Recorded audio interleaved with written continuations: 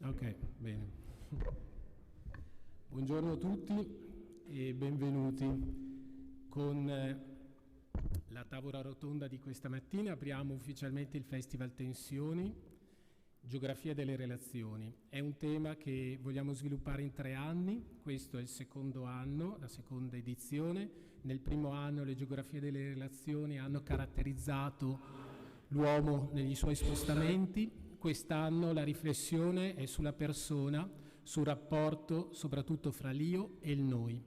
In questi 2 giorni lo vogliamo affrontare attraverso le arti, soprattutto quelle che hanno iniziato un percorso di contaminazione e da più tempo anche lavorano nell'ambito della multidisciplinarietà, e attraverso degli approfondimenti tematici. Sono 2 giorni particolarmente interessanti dove potrete anche assistere a delle installazioni, a delle mostre e passare veramente 2 giornate all'insegna del condividere assieme questa esperienza.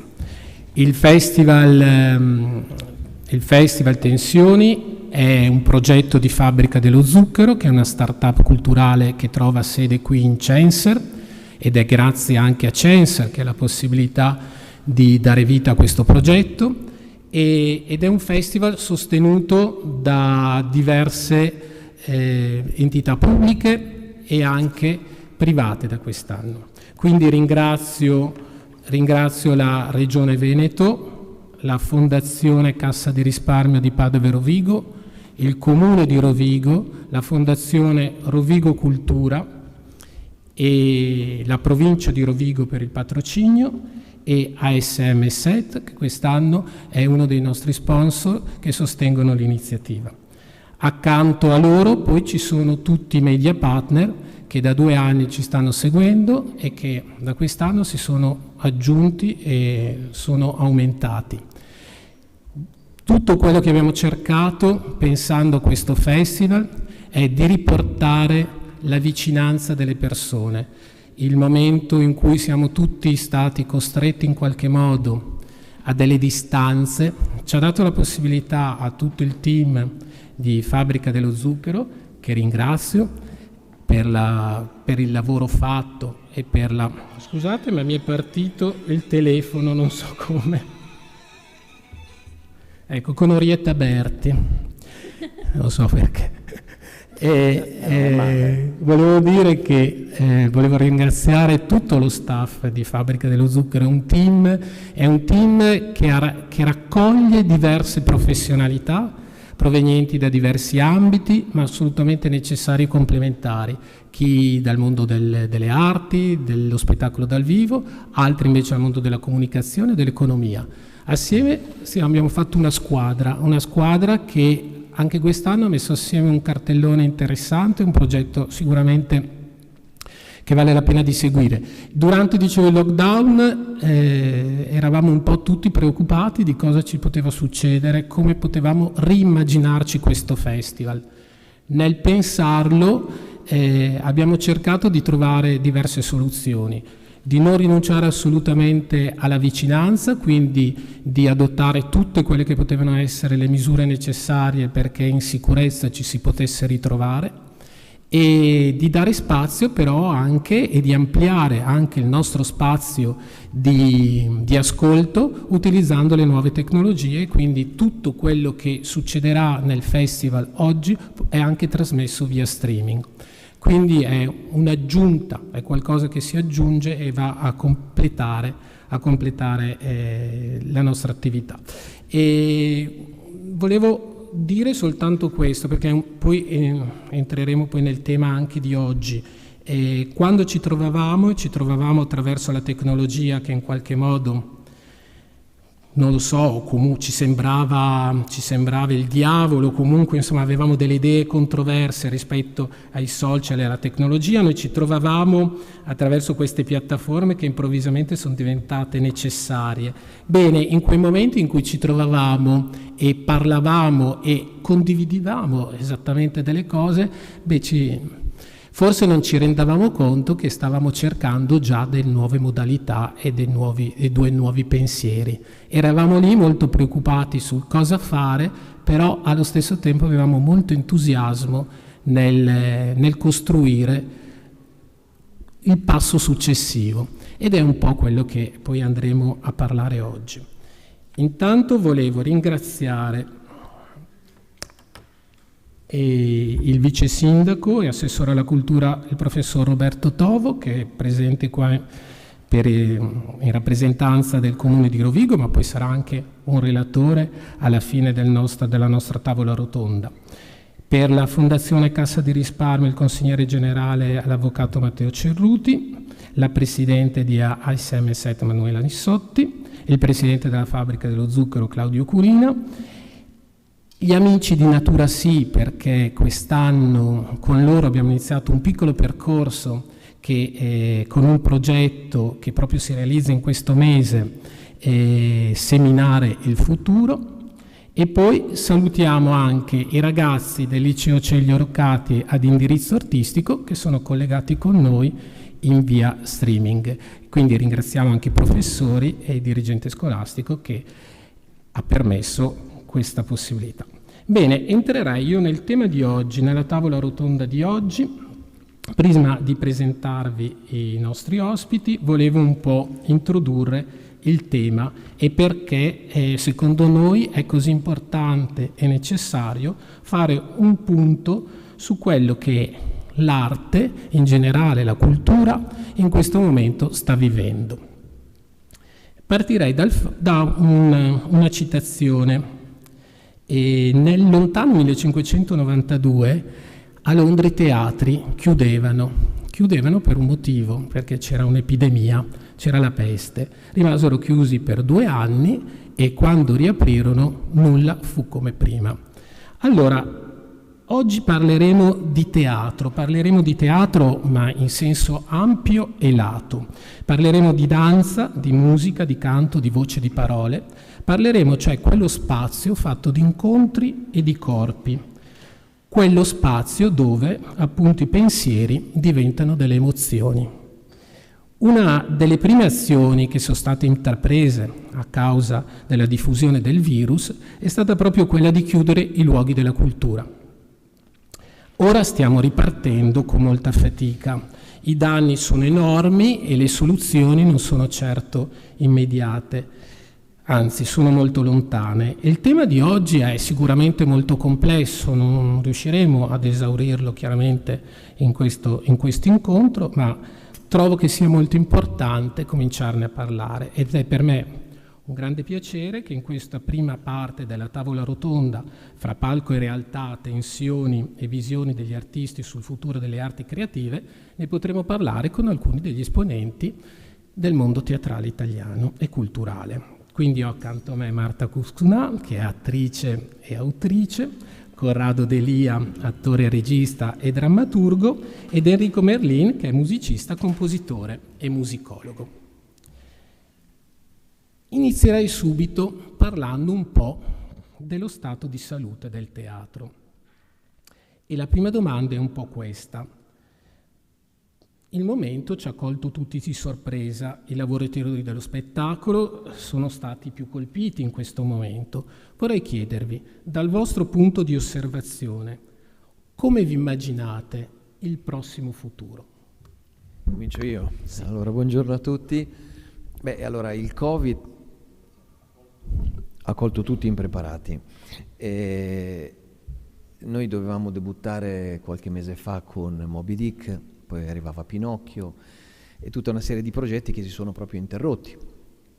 Questi progetti al momento non sono ancora stati quella roba lì. Ora, lo stato del teatro dopo il lockdown, in cui tutto effettivamente si è fermato, adesso i teatri stanno tentando di riprendere il loro cammino. È davvero un'impresa, non è qualcosa di semplice. Durante l'estate, avete visto, ci sono state alcune manifestazioni all'aperto, contingentate.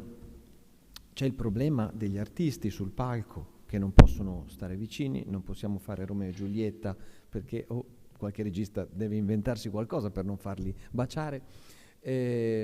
Abbiamo problemi reali, sia sul palco sia fra il pubblico. Queste due dimensioni, teniamole a mente perché sono le due dimensioni che fanno lo spettacolo dal vivo, la zona del sogno e la zona invece reale. Entrambe queste zone sono ovviamente colpite. Possiamo trovare soluzioni, ma sono soluzioni comunque che incidono diversamente nella zona del sogno e nella zona invece della vita reale. La vita reale comunque deve essere contingentata, c'è il distanziamento, lo vediamo anche noi oggi, e poi c'è la fascia, la zona del palco, la fascia del sogno. In questo momento i teatri stanno tentando, stiamo dicendo, di riproporre. Abbiamo una serie di problemi che arrivano da prima, nel senso i teatri hanno per esempio tutti gli abbonati a cui hanno dovuto restituire gli abbonamenti e quindi si trovano in questo momento a dover proprio mettere mano economicamente a questo problema.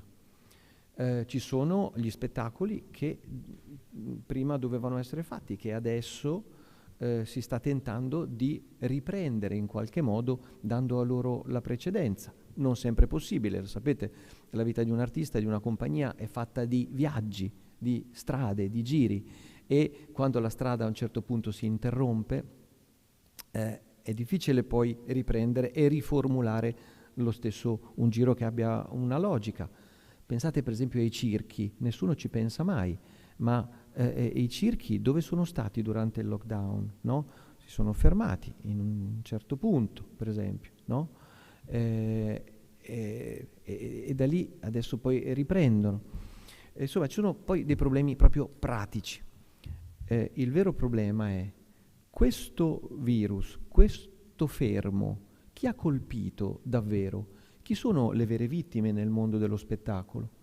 Sicuramente possiamo dire gli artisti, possiamo metterli per prima. Erano già vittime, attenzione, erano già vittime del sistema, di un sistema che funzionava fino a un certo punto.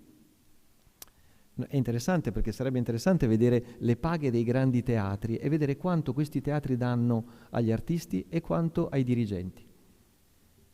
È interessante capire negli ultimi 20 anni quanti tagli sono stati fatti alle produzioni e quanti invece agli apparati.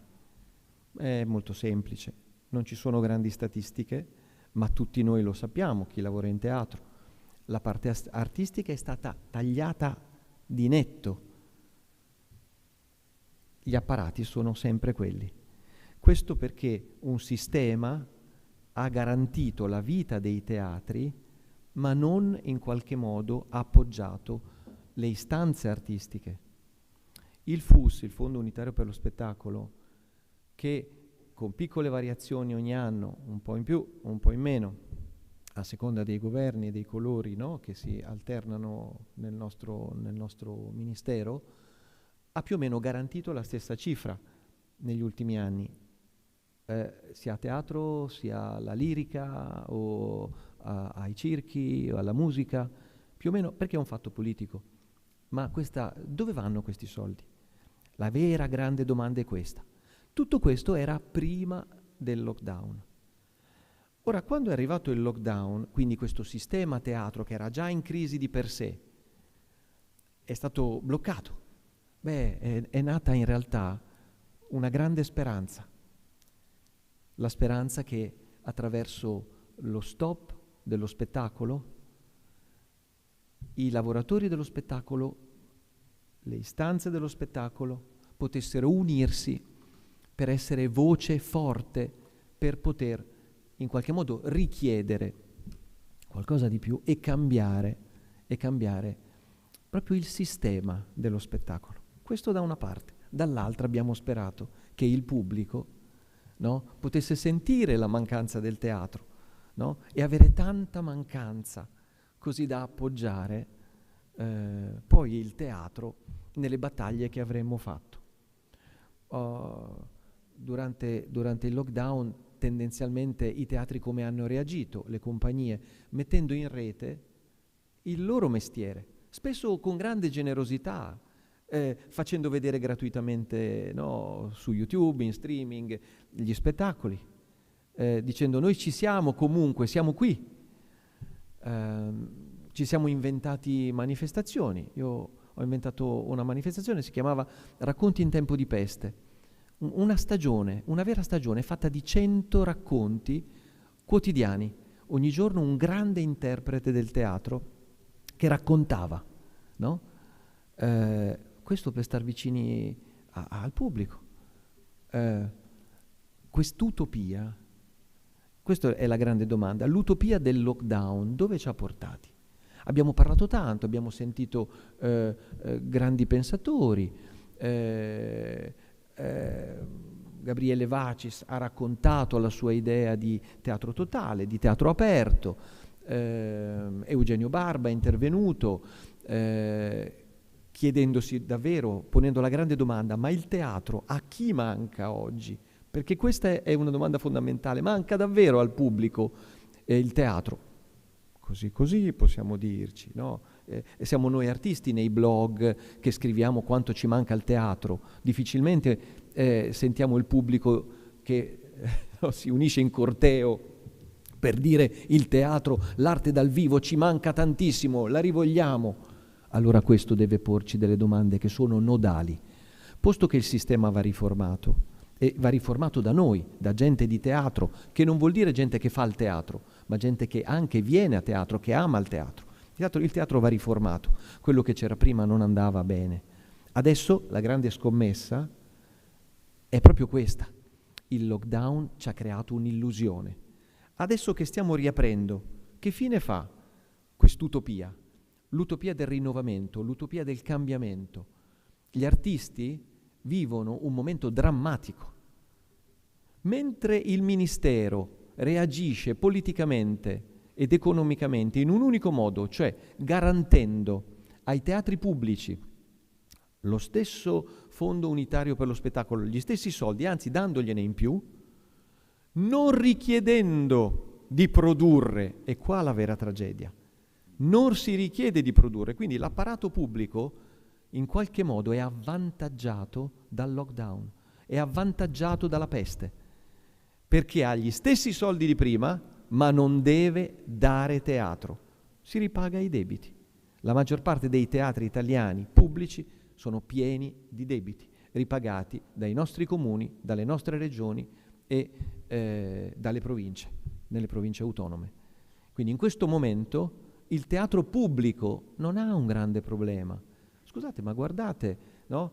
300.000 euro a Genova allo Stabile per fare il teatro sul camion, no? 300.000 euro, ma dateli a noi. Sapete quanti artisti facciamo lavorare con 300.000 euro?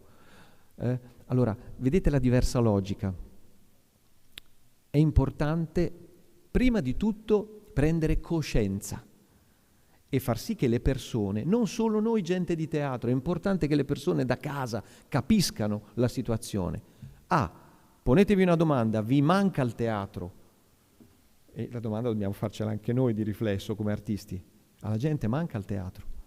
E poi, finita la grande illusione, l'illusione di un rinnovamento, cosa rimane? Gli artisti ovviamente adesso hanno meno date, ne parlavamo prima, le prospettive sono di una stagione già rovinata. È come quando lavoriamo l'uva e a un certo punto, prima del raccolto, arriva la grandine e non ti rimane niente e sei in ginocchio a raccogliere acino per acino per fare un po' di vino. L'immagine è quella. Il raccolto è rovinato di questa stagione. Poi possiamo inventarci nuove strade, nuovi percorsi, perché comunque gli artisti sono creativi, hanno voglia anche di mettersi a inventare cose nuove, però al momento la situazione è questa. E passo la parola solo avendo posto la questione, no? Dopo il lockdown, che non ha portato grandi soldi agli artisti, qualche soldo di disoccupazione per qualcuno, no? Ma rispetto ad altri lavoratori normali, lavoratori delle fabbriche, lavoratori i lavoratori dello spettacolo sono ovviamente penalizzati, hanno un sistema che li penalizza. Finita la grande illusione del lockdown, che cosa rimane? I teatri non mi sembra che abbiano portato avanti istanze comuni, non mi sembra si siano riuniti per discutere a qualsiasi livello di un nuovo sistema teatrale, non mi sembra che il Ministero abbia risposto in maniera adeguata alla crisi. Ma questo è il mio parere. Ora, infatti, sono molto d'accordo su molti aspetti che sono usciti, però vorrei prendere a spunto proprio questo primo suggestione sull'utopia e parlare con Marta proprio di se si sta affacciando un nuovo pensiero o è ancora in fase embrionale, o comunque c'è l'esigenza di un nuovo pensiero che faccia proprio sintesi fra necessità di sopravvivenza e resistenza, fra realtà, cioè quello che stiamo vivendo, e anche fra prospettiva proprio creativa, forse anche diversa.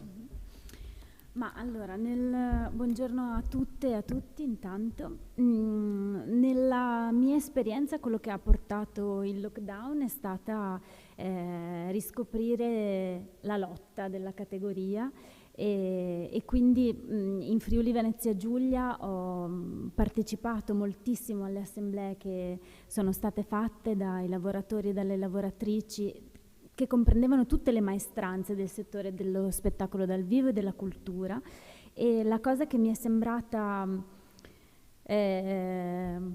memorabile, direi, è che è stata una lotta che non si è limitata a rivendicare la nostra professionalità e le difficoltà del nostro lavoro, che è assolutamente senza tutele, lo era prima e adesso lo è ancora di più, ma il fatto che fin da subito la nostra lotta è stata una lotta intersezionale, una lotta che andava a cercare i punti d'incontro con altre lotte.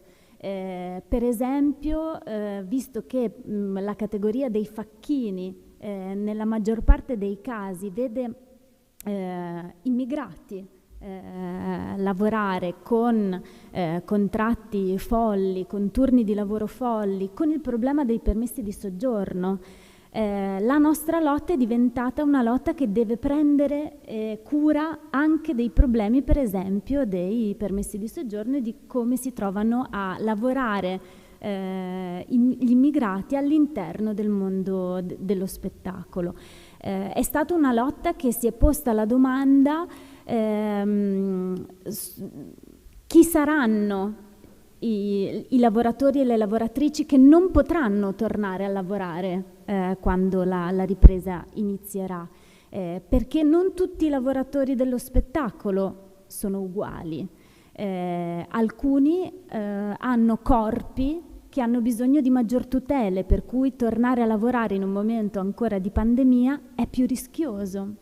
Quindi è stata una lotta che ha preso in considerazione gli artisti e le artiste con disabilità, che già avevano pochissima visibilità prima, adesso ne avranno ancora meno, perché obiettivamente gli spettacoli che si fanno, gli eventi sono ancora meno, e perché per loro è ancora più difficile non solo stare in circostanze pubbliche, ma anche viaggiare.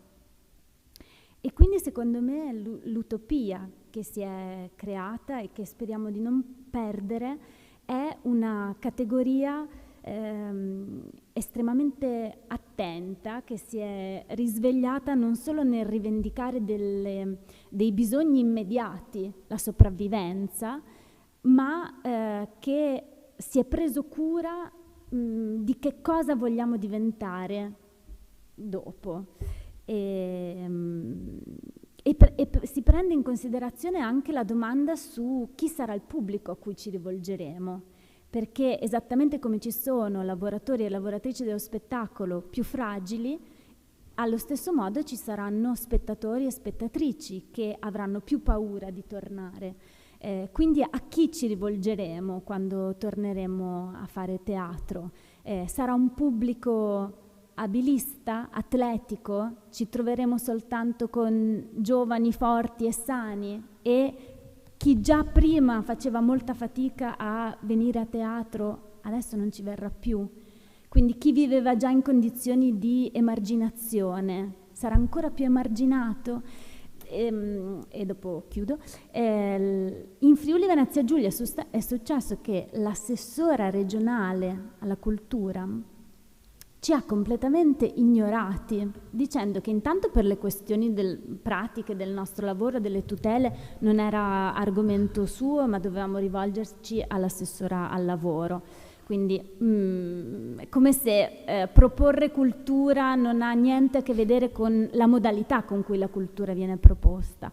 Ma per esempio sulla questione dello streaming ha marciato molto nel dire vabbè ragazzi, ormai sarà quella la modalità, inutile che parliamo di tornare in teatro, spacciandola come una questione di accessibilità. Facciamo attenzione. Chi ci deve dire come fare l'accessibilità sono le persone che sono escluse. E il tema dell'accessibilità è accogliere, includere, non chiudere in casa e toglierci il problema, non solo di chi non riesce più a venire a teatro, ma anche dei lavoratori che così se la fanno da casa loro col computerino. Quindi la mia idea è che sarà attraverso le nostre lotte che riusciremo forse a cambiare il sistema che già prima non funzionava. Scusa, posso fare una domanda, Marta? Attraverso queste vostre preziose domande che avete posto, avete ottenuto risposte o voi all'interno tramite le vostre domande o da qualche ente pubblico, che ne so, avete risposte quindi sul futuro? Allora, a livello regionale è andata malissimo perché appunto siamo stati abbastanza ignorati. A livello per esempio comunale c'è stato il comune di Udine che invece ci ha dato grande attenzione organizzando anche uno spettacolo pubblico, una serata pubblica in cui i proventi sarebbero andati a creare un fondo per i lavoratori e le lavoratrici dello spettacolo del Friuli Venezia Giulia. Abbiamo fatto diverse serate con il formato dell'assemblea aperta, in cui il pubblico veniva invitato a ascoltare un'assemblea dei lavoratori e delle lavoratrici e quindi a scoprire quali sono i problemi pratici che incontriamo ogni giorno nel nostro lavoro. E abbiamo posto a livello istituzionale nel nostro piccolo, appunto a livello di comuni, di regione, il problema spinoso di, per esempio, quando si organizza un evento, un festival, chi viene chiamato a lavorare? C'è un problema molto spinoso tra professionismo e amatoriali. Le questioni, per esempio, dei service tecnici, che spesso lavorano senza sicurezze, senza tutele, con dei ritmi assurdi. In che modo un'istituzione pubblica deve farsi carico di sapere chi viene a fare il suo evento e in che condizioni sta lavorando? Perché anche noi lavoriamo un po' in una sorta di appalto e subappalto millimetrico, no? In cui ci sono un sacco di realtà che vengono coinvolte, non si capisce mai bene chi è effettivamente il responsabile della sicurezza. E quindi abbiamo cercato di sensibilizzare le istituzioni che abbiamo trovato veramente molto indietro sulle questioni proprio pratiche. C'è per esempio una categoria che abbiamo fatto molta fatica ad agganciare nella nostra lotta, che è quello delle maschere. Spesso le maschere nei teatri hanno dei contratti raccapriccianti, ma non lo sa nessuno, non lo sappiamo nemmeno neanche noi, almeno io prima di mettermi a parlare con loro e scoprire come vengono assunti, che paghe hanno, non avevo idea, e sono tutte figure che stanno all'interno di teatri pubblici, teatri comunali. Quindi credo che ci sia ancora tantissima strada da fare. Qualcuno a livello politico istituzionale ha capito che ignorarci secondo me non è una scelta che porta grande grande profitto, ma ricordiamoci che anche a livello ministeriale il famoso hashtag convocateci dal vivo è nato perché i lavoratori e le lavoratrici dello spettacolo non sono mai stati convocati. Conte ha fatto un incontro con la cantante Elisa, piuttosto che, cioè, i big, che più big non si può, ma la nostra categoria, i nostri rappresentanti sindacali non sono stati convocati. E questa è una cosa allucinante. Io sono tra le fortunatissime che per una giornata di assunzione al minimo sindacale di 74 euro lordi per 5 mesi ha rischiato di perdere qualsiasi forma di sussidio, perché i vari decreti non tenevano conto del fatto che noi abbiamo i contratti di assunzione giornaliera. E io avevo una giornata di assunzione il giorno di uscita del primo decreto Cura Italia e questo mi escludeva da ogni forma di aiuto economico. E io non avevo lavoro e sono riuscita a riavere il sussidio ad agosto. Allora, io non ho famiglia, non ho un affitto, ho una famiglia alle spalle che mi può aiutare, ma chi ha un mutuo, chi ha dei figli, come diavolo ha fatto 5 mesi a sopravvivere? Vorrei continuare questa prima parte anche con Enrico, se vuole aggiungere un suo punto di vista, e poi passerei a una domanda invece più diversa. Sì, certo, buongiorno a tutte e tutti. Effettivamente è abbastanza problematico affrontare questa cosa perché insomma noi ci viviamo dentro e spesso siamo perfino sopraffatti dall'emozione. Almeno per me è così.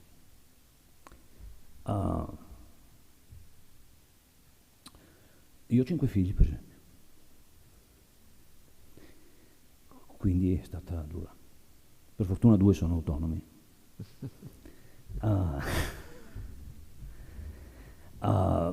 Ma al di là di questo, io vivo una condizione un po' particolare perché appunto io faccio questo lavoro che non so nemmeno se sia un lavoro, che è il musicista, e poi faccio un altro lavoro che è ancora meno un lavoro, che è il musicologo, cioè che tanta gente non sa neanche cosa sia.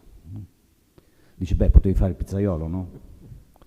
Effettivamente ci ho pensato che si poteva anche fare qualcos'altro nella vita e l'ho fatto.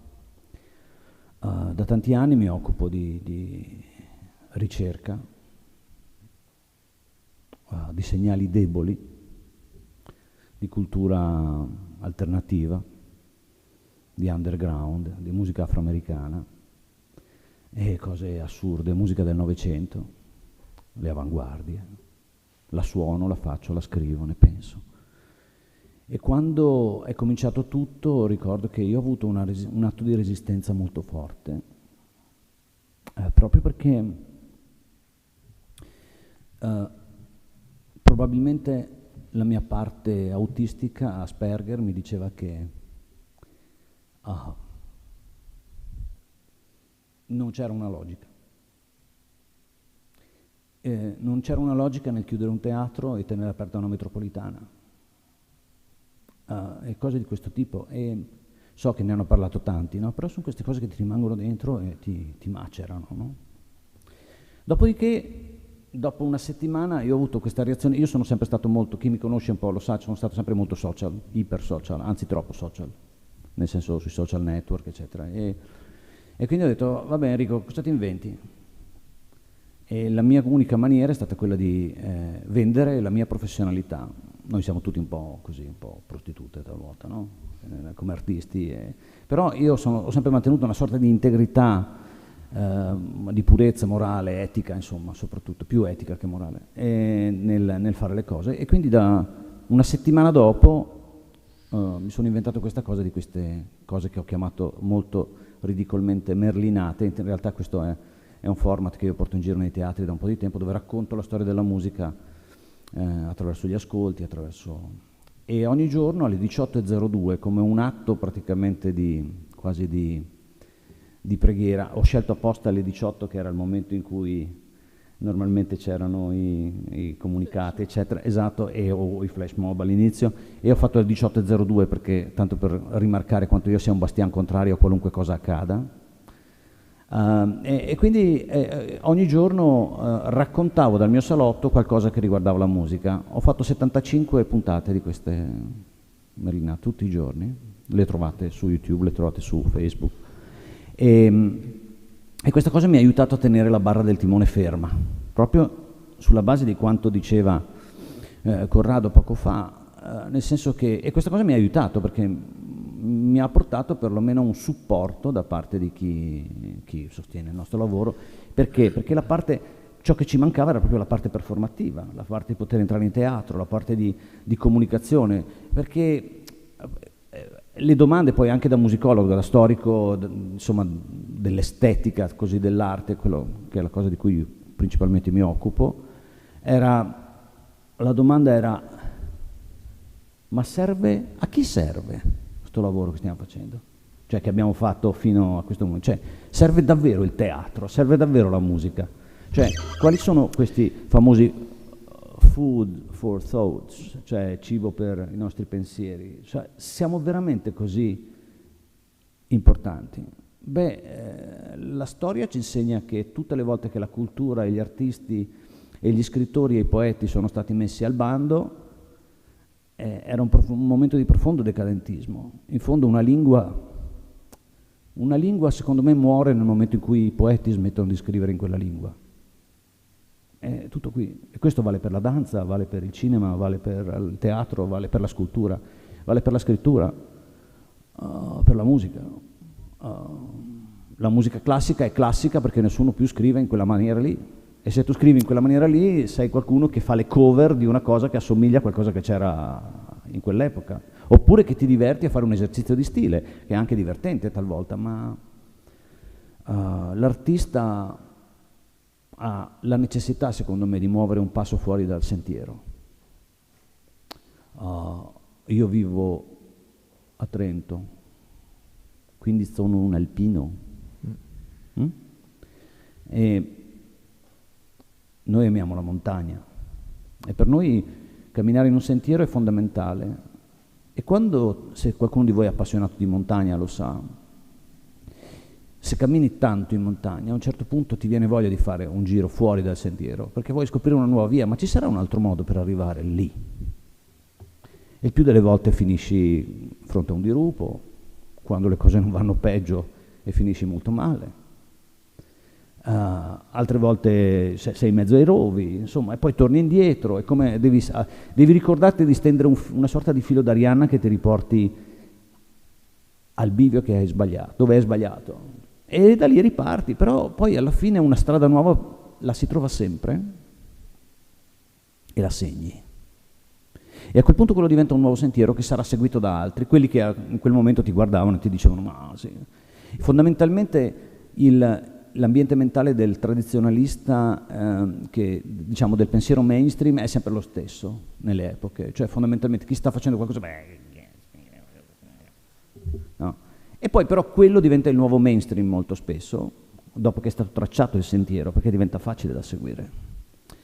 Io credo, ecco, il mio pensiero è proprio forse legato a questo, cioè il fatto che la cosa più difficile per noi artisti o per persone che si occupano di cultura in questa fase è trovare la maniera di mantenere la barra ferma e di ricordarsi che alcune cose, noi non abbiamo una missione da compiere, solo i Blues Brothers sono autorizzati a essere in missione per conto di Dio, ok? Questo deve essere chiaro.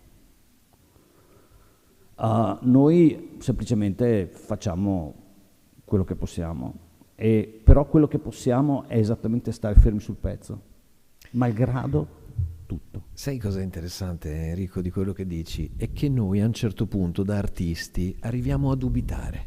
Sì, No, è questo il problema. Noi dubitiamo, ma allora la nostra arte è importante per gli altri ed è importante per noi. Ricordiamo, prima lo diceva Claudio, Shakespeare ha scritto in un'epoca in cui, in pratica per quasi tutta la sua vita, a vicende alterne, c'è stata la peste, e cioè i teatri erano chiusi. Questo pochi se lo ricordano e pochi lo dicono, È un ottimo esempio. Shakespeare ha continuato a scrivere e quando la peste ha chiuso i teatri definitivamente per tanti anni, ha scritto i sonetti, Certo. che sono una delle cose più incantate, incantevoli che esistono. L'artista non smette di essere artista. Per questo non dobbiamo porci la domanda, ma forse servo? Sono utile? Questa è una finta domanda, perché non dobbiamo neanche porcela. L'artista è artista, l'artista scrive, suona, compone. Altra cosa invece è la via. Enrico parlava di strade, di sentieri, no? Il problema è che il sistema non si rende conto che qualche via deve darcela, qualche via deve non indicarcela perché noi andiamo dove vogliamo, ma qualche strada ci deve essere, no? È interessante che questa riflessione di Enrico si innesta in un momento, abbiamo detto, di grave crisi dell'ente pubblico.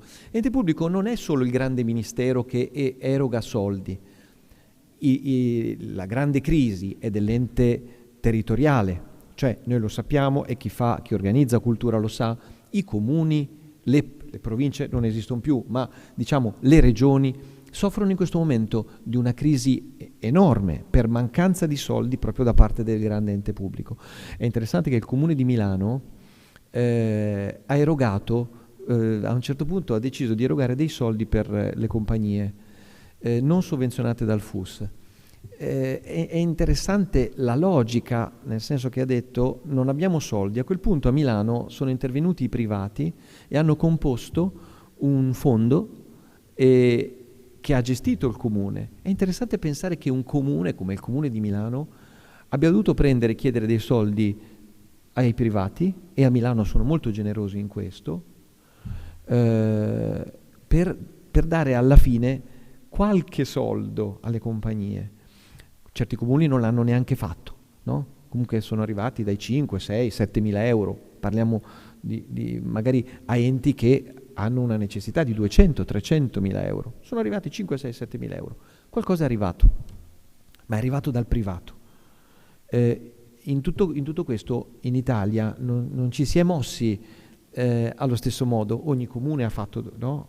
Un po' a modo suo, ma i comuni non hanno soldi, diciamocelo. I soldi...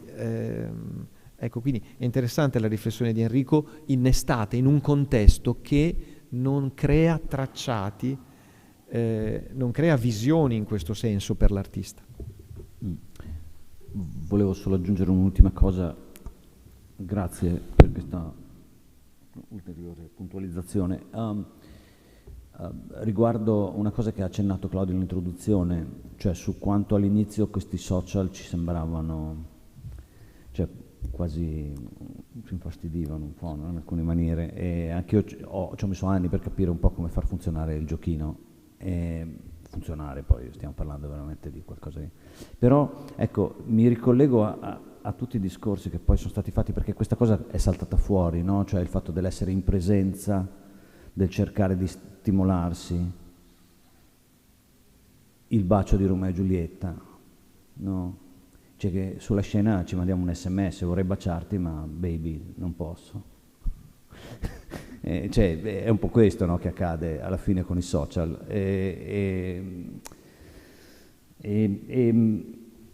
Il fatto di trovare una maniera per il social che non deve sostituire la performance live, perché noi viviamo non solo, cioè voi non... spero vi sia capitato qualche volta di poter parlare in pubblico, altre volte è complicato, no? Però c'è una sorta di... è un'energia potentissima, cioè c'è un mio piccolo saggio in cui io paragono l'artista al vampiro. L'artista è un vampiro. Noi ci cibiamo della vostra energia, ve lo devo dire. Cioè, tutto il resto sono balle. La prima cosa è questa. Perché è il feedback appunto da domanda che poneva anche Corrado, se serviamo, no? È determinato proprio dal fatto che nel momento in cui viene a mancare lo scambio di energia e tu ti ritrovi anche di fronte a un monitor, indipendente dal fatto che certe forme funzionino meglio, cioè posso fare anche, io una conferenza la posso fare anche tranquillamente seduto a casa mia per parlarvi dell'uso delle pentatoniche nella musica di Jimi Hendrix e di Steve Reich. Voglio dire, ma non è la stessa cosa come farlo dal vivo. Oltretutto questa cosa cambia tantissimo. Altre cose non funzionano per niente, per quanto bene tu le possa riprendere. La danza, per esempio, secondo me funziona malissimo. Il teatro funziona malissimo in ripresa video. Un concerto, in qualche maniera qualcosa arriva, ma vi posso garantire che non è assolutamente la stessa cosa. Però, sapete, siamo abituati ad avere il video del concerto, no? Ma ci sono altre cose che proprio veramente la fisicità, perché in fondo è anche la scelta dello sguardo, no? Che questa è un'altra cosa fondamentale, cioè è lo spettatore che decide dove guardare. Il regista fa una scelta per te in qualche maniera. E vedere il dettaglio talvolta non è così interessante come vedere il totale nel momento. Allora si potrebbero fare delle riprese multicamera, si potrebbe farsi la regia in casa, ci sono molte cose che si potrebbero fare, ma capite che sarebbe molto più semplice inventarsi delle situazioni alternative, oppure che qualcuno mi spiegasse perché è la cosa che ho detto in apertura, perché in metropolitana sì e in teatro no. A me basterebbe questo, cioè io sono un essere semplice fondamentalmente, mi basta uno schema. Ecco. Vorrei andare un po' oltre questa prima parte che sicuramente ha messo molto in risalto come anche, voglio dire, chi fa teatro si è accorto in questo momento di come il sistema teatro, il sistema dello spettacolo dal vivo sia molto articolato e molto complesso, nel senso che a volte perdiamo di vista quelle che sono tutte le persone necessarie a tenere in piedi anche questa impresa teatro e questo momento ha messo anche in evidenza tutte queste criticità. E poi anche come probabilmente il pubblico che si sta rigenerando è un pubblico, se prima era di elite, forse ancora più di elite adesso, ma di un'elite che ancora non conosciamo, di cui non conosciamo ancora l'identità. Quindi adesso vorrei tornare e vorrei entrare un po' invece più nel merito di voi come proprio produttori in qualche modo di idee, produttori di pensiero. La paura in qualche modo si è insinuata in questo periodo all'interno delle nostre relazioni, lo stiamo vivendo, la distanza poi che si è creata fra palcoscenico e platea non è soltanto un pensiero, ma è reale, insomma. Ma di cosa si occuperà la nuova drammaturgia o la drammaturgia di domani? Quale sarà il pensiero? Quali saranno i temi? Io non so, ho assistito a bandi, stanno uscendo bandi dove dicono una produzione sul Covid. Ma non so, è questo quello che dovremo in qualche modo, il teatro ci proporrà da qua in poi? È questo quello che in qualche modo andremo a assistere a teatro da domani? E lo chiedo a voi perché, insomma, chiaramente fate questo mestiere. Ma allora, io personalmente, parlando della mia esperienza, sto continuando a fare il progetto che avevo iniziato prima, che comunque ha a che fare con l'ecofemminismo, quindi istanze che erano già un'urgenza prima, la questione climatica, la questione della disparità di genere, di ingiustizie insopportabili su cui si fonda ancora il nostro modello sociale. E il Covid in teoria non ha fatto altro che sottolineare che queste urgenze sono effettivamente delle urgenze, non possiamo più far finta di non vederle. Personalmente ho avuto uno slancio ulteriore per affrontare il tema dell'accessibilità e durante la pandemia è nata un'associazione di artisti e artiste con disabilità che proprio in un momento di estremo blocco, per loro ancora più terribile, hanno deciso di prendere effettivamente una voce, e il percorso che loro stanno facendo di dire nessun progetto su di noi senza di noi, siamo noi che dobbiamo prendere parola su cosa significa accessibilità, cosa significa avere una disabilità. E quindi io mi sto concentrando molto su seguire il loro percorso di presa di parola e ragionare su qual è, per esempio, l'estetica dell'accessibilità, e come nel mio caso le mie produzioni, che sono opere create senza questo pensiero di essere accessibile anche a diverse forme di percezione, ecco, mi sto interrogando su come, in un momento in cui magari diventa difficile produrre altre cose, come rendere più accessibile qualcosa che c'è già, quindi produrre meno ma aprire di più lo spettro di fruizione dell'opera artistica. E basta.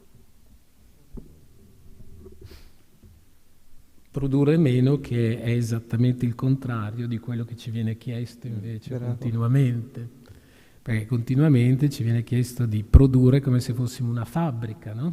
Perché in fondo è lo spettacolo quello che alla fine diventa il numero, quello che fa gli spettacoli, e mai il percorso invece della creazione.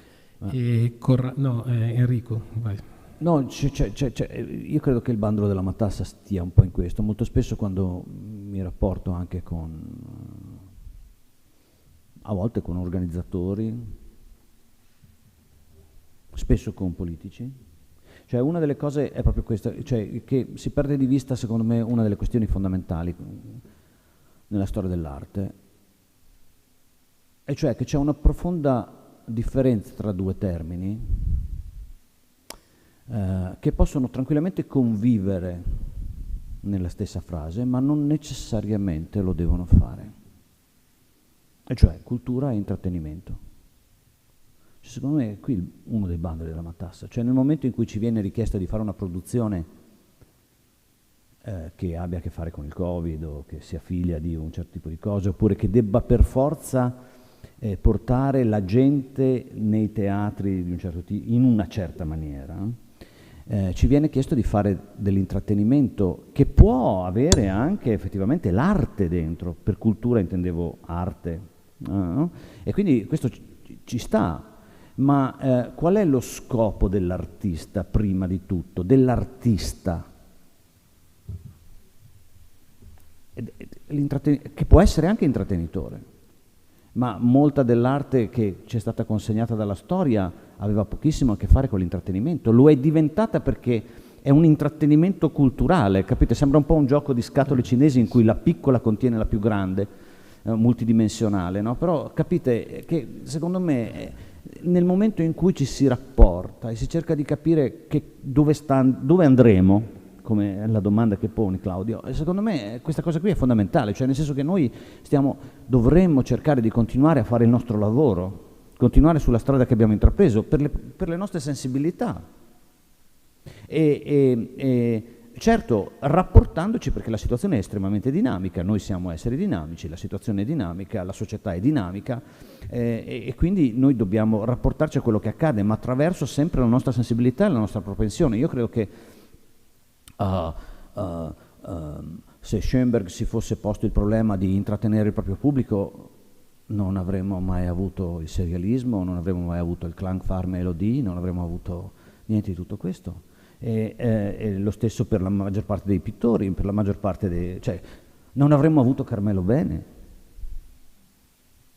Cioè Carmelo ci insegna esattamente che si fa alla fine una sorta di intrattenimento facendo l'anti-intrattenimento in qualche maniera, no? E in fondo lui era un furbone, lo sappiamo benissimo, però voglio dire, siamo di fronte, per parlare del teatro, ma nella musica posso portarvi, ho scritto un libro di 1000 pagine su questa cosa, voglio dire, per me è una questione fondamentale. E quindi se riuscissimo veramente ogni tanto a distinguere questi due compartimenti che potrebbero, che dico, possono convivere, ma dobbiamo sempre ricordarci cosa stiamo facendo e dove stiamo andando. Chi valuta cosa? Beh, certo, ci vogliono delle competenze, ci vogliono delle capacità da parte di chi fa le commissioni, dà le commissioni, e da parte di chi è in grado di metterle in gioco. Secondo me il futuro sta proprio sarebbe questo. Io avevo questa illusione, anch'io, quando siamo rimasti bloccati, abbiamo detto, beh, forse le vere eccellenze finalmente emergeranno, perché in molti casi siamo di fronte alle persone che lavorano perché erano al posto giusto nel momento giusto, non per particolari competenze. Non è una polemica, è una constatazione. Allora a questo punto qualcuno invece è stato fortunato, è riuscito in qualche maniera a essere nel posto giusto al momento giusto e avere le competenze. Quindi sembrava così, invece secondo me la situazione, come diceva Corrado, si è ulteriormente involuta e incancrenita e dimostra semplicemente che la maggior parte di noi non impara mai. Non sono pessimista, No, perché sembra una cosa di estremo pessimismo, ma invece no, è che io continuo a farlo. Cioè, anzi, sono durissimo. Per cui io credo che invece bisogna andare avanti, proprio perché più è brutto, più è schifoso, e più noi dobbiamo resistere. Ed è proprio lo so che sembra un'azione suicida, infatti io sono anche presidente di un'associazione che si chiama Idiot Suicide Assembly, perché ci occupiamo di questo, cioè per noi è molto importante essere sul pezzo e portare avanti la nostra cosa, indipendentemente da tutto, perché l'artista fondamentalmente, l'artista non ha alternative. Dopo dobbiamo mangiare, dobbiamo trovare soluzioni, dobbiamo mediare, dobbiamo pure essere simpatici delle volte, che due palle essere simpatici. Però fondamentalmente secondo me io credo che la resistenza sta in questo, proprio nell'essere, cioè nel mantenere la nostra essenza di artisti, perché poi alla fine la nostra energia viene percepita e a meno che non sei di fronte a un minus habens, voglio dire, la persona capirà se tu sei o fai. E secondo me essere è la soluzione finale.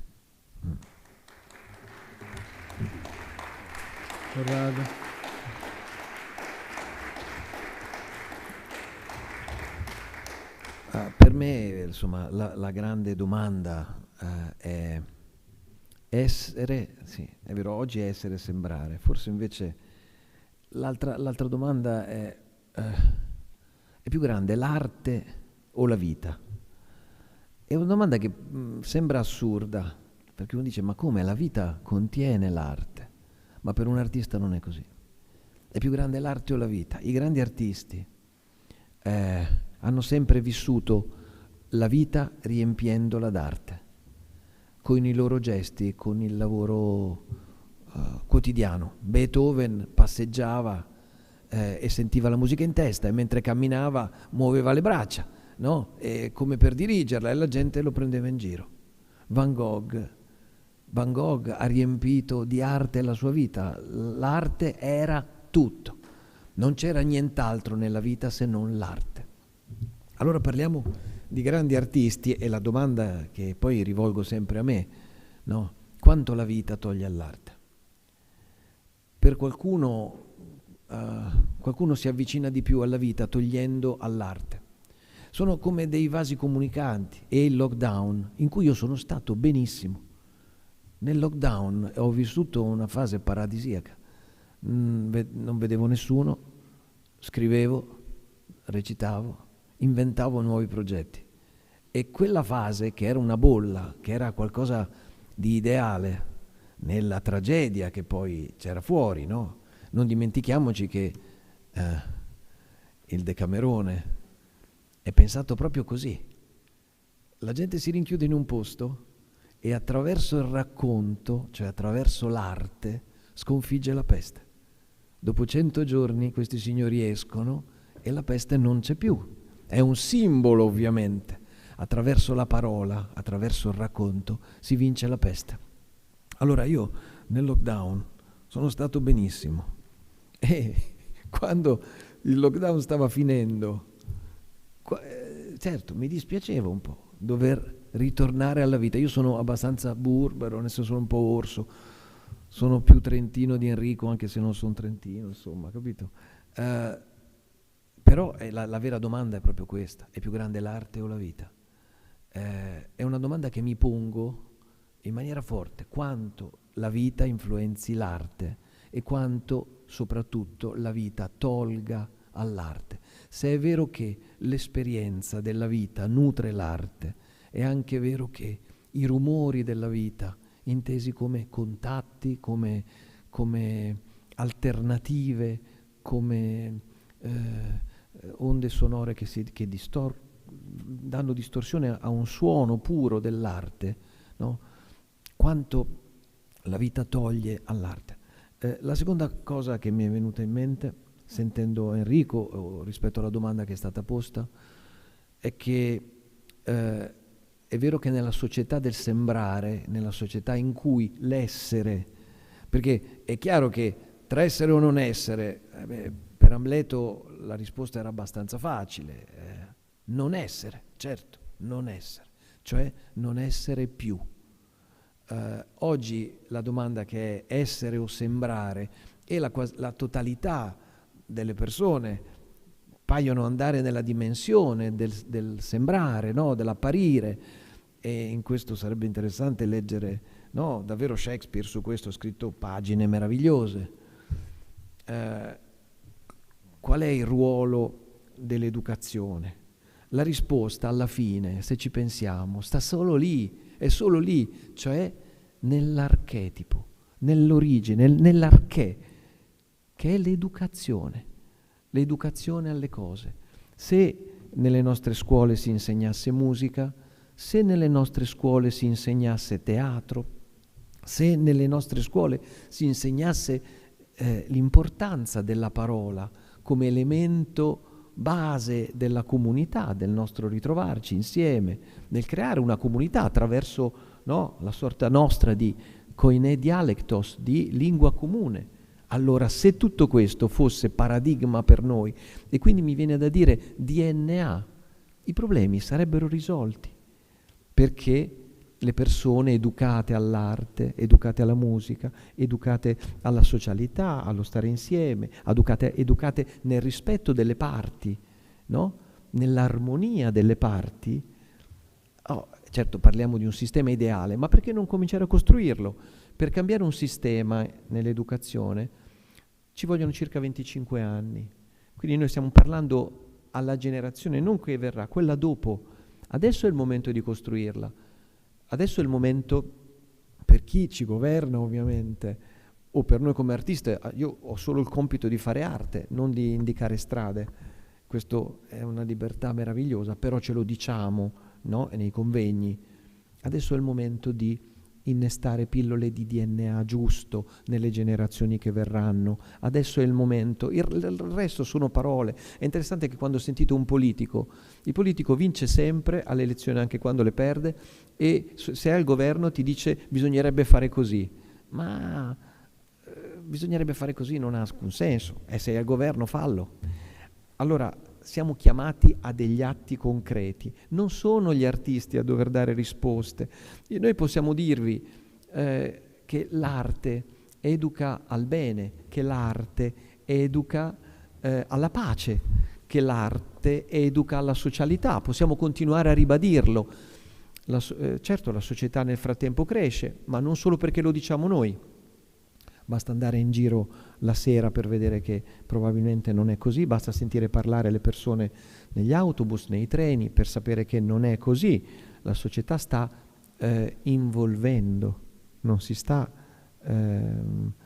crescendo nella coscienza, nell'educazione e nell'arte. Se noi insegnassimo invece perché Beethoven scriveva così, perché Van Gogh disegnava e dipingeva in quel modo, se noi insegniamo la strada per comprendere perché Jimi Hendrix suonava in quel modo lì allora comprendendo l'arte, le persone hanno voglia di avvicinarsi all'arte, di cominciare un percorso.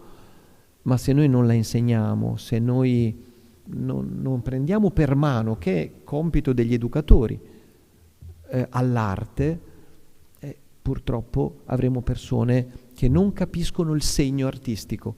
Non comprendendo il segno artistico, i ragazzi quando vengono delle scuole che vengono a ascoltarci, magari stanno coi cellulari ed escono, perché non lo comprendono che quel segno, quel gesto è nato in quel modo, perché quell'artista disegnava così o suonava in quel modo. Ecco, quindi la mia domanda di partenza che mi corrode e che metto in ogni spettacolo in questo modo, indagando il genio, è proprio più grande l'arte o la vita? E di conseguenza, quanto fa l'educazione all'arte nella società contemporanea? Ecco.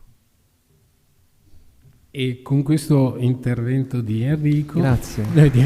Di Corrado, mi dà lo spunto per introdurre la terza domanda, che è proprio questa: come il teatro, come l'arte può curare l'anima, e quindi se è ancora adatto, ancora originale il modello di teatro che abbiamo. Quindi se è vero che il modello teatrale, quello a cui siamo abituati, effettivamente cura e sana le ferite e ci abitua all'ascolto, perché poi è l'ascolto che ci dà le possibilità di interfacciarsi, di metterci in connessione con l'altro. Quindi la domanda, oggi sono tutte domande enormi, la domanda è proprio questa, che forse ha già qualche soluzione, è già stata accennata: ma come si fa oggi ad ascoltare? A me dici? A voi. Marta, vuoi andare? Vado, sì, provo a dare l'altra faccia della medaglia, visto che allora per me la domanda, il teatro cura l'anima, a chi serve il teatro? Allora, intanto per me il teatro, l'arte è un mestiere, è il mio lavoro. Io sono stata formata per questo, il mio paese ha investito tempo e denaro per formarmi. Quindi la domanda: a chi serve il teatro? Serve a me perché è il mio lavoro, serve alle casse dello Stato perché se io lavoro e faccio il mio mestiere non ho bisogno di sussidi, serve a tutto l'indotto. Guardate soltanto quante persone siamo qua, quante persone hanno viaggiato per venire qua, quante andranno a mangiare in un ristorante, quanto avranno bisogno di dormire a Rovigo e quindi stare in un bed and breakfast. Serve perché l'esperienza del Covid ci ha fatto scoprire che siamo stati un paese e una comunità solidale. Non ci si sveglia una mattina solidali. La solidarietà, l'idea di essere una comunità si costruisce attraverso le storie. Sono le storie che ci raccontiamo e il senso di comunità lo viviamo nei momenti in cui siamo insieme, non certo davanti allo schermo del computer guardando qualcosa in streaming. Rispetto alla grande domanda l'arte o la vita, io dico porca miseria, quanto un mestiere artistico fatto senza diritti, senza tutele, toglie alla mia vita. Con i turni di lavoro, la struttura che ha il nostro lavoro, di viaggi continui, di orari fuori di testa, con le paghe che abbiamo, io non potrei permettermi di mantenere un cane. Quindi quando si parla di conciliazione vita-lavoro io dico ma il mio mestiere fatto così, un mestiere artistico senza tutele, sta togliendo tantissimo alla mia vita. Io la vorrei una vita, perché per me il mestiere artistico è come fare l'insegnante, come fare l'infermiere, come fare, adesso li sto declinando tutti al maschile, come fare la panettiera, come fare l'avvocata. Non siamo diversi, non siamo meglio, non siamo martiri, io vorrei fare il mio mestiere artistico avendo anche una vita. E, per il resto, secondo me, è importante anche sapere che l'arte, l'intrattenimento sono due differenze, due cose da tenere distinte, ma non tutta l'arte è sana, anche l'arte emargina, anche l'arte si può basare su dei privilegi. Guardiamoci oggi, c'è qualcuno che manca? Ci sono delle categorie, delle minoranze che non hanno mai spazi, che non hanno mai voci. L'arte fatta appunto senza tutele, ma basata sullo sfruttamento, è un'arte buona? Siamo sicuri che tutta l'arte faccia bene? Io difendo la possibilità di fare dei distinguo, e quindi sulla domanda l'arte cura l'anima direi, dipende che arte. È una posizione ardita, Marta. Ti ricordo che per esempio le dittature, no, hanno un controllo sull'arte, e che c'era qualcuno che si chiamava Mussolini che decideva cosa era bello e cosa non era bello. È importante che l'arte, a mio parere, poi io rispetto è importante che l'arte sia libera, che ognuno possa fare quello che vuole e che possa dire mi piace o non mi piace, ma nessuno può controllare l'arte, non ci può essere commissione che dica un po' di più a uno, un po' di più all'altro, perché questo, a mio parere ovviamente, ci riporta a modelli, e l'est europeo ce l'ha insegnato con le dittature, tanti artisti che poi sono stati, perché poi arriviamo a quella cosa, perché tu lo fai nel bene, lo capisco, perché tu sei garantista, no? Dici bisogna garantire l'arte anche a quelle categorie. Il problema è che poi il sistema gira questa cosa e se non sei tu in una commissione ma ci sono altri, il problema è che poi invece arrivano le ghettizzazioni, capisci? Diciamo, non lo dico io, lo dice la Costituzione, cioè all'interno del mondo artistico c'è un fortissimo problema di rappresentanza, di equità, di giustizia, di possibilità per delle categorie di prendere la voce, perché fino a quel momento c'è stato un privilegio. Cioè, cos'è successo a Verona con Erosive?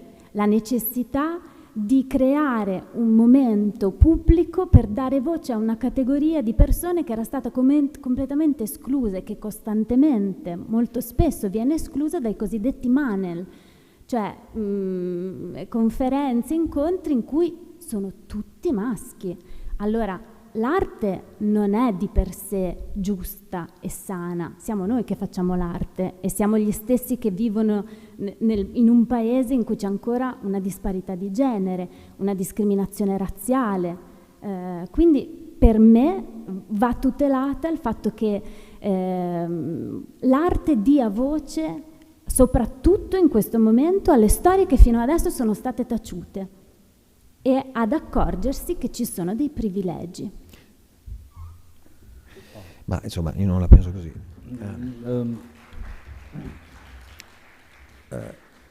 Credo che... Scusami, vai. Scusa, solo perché intravedo un problema di definizioni.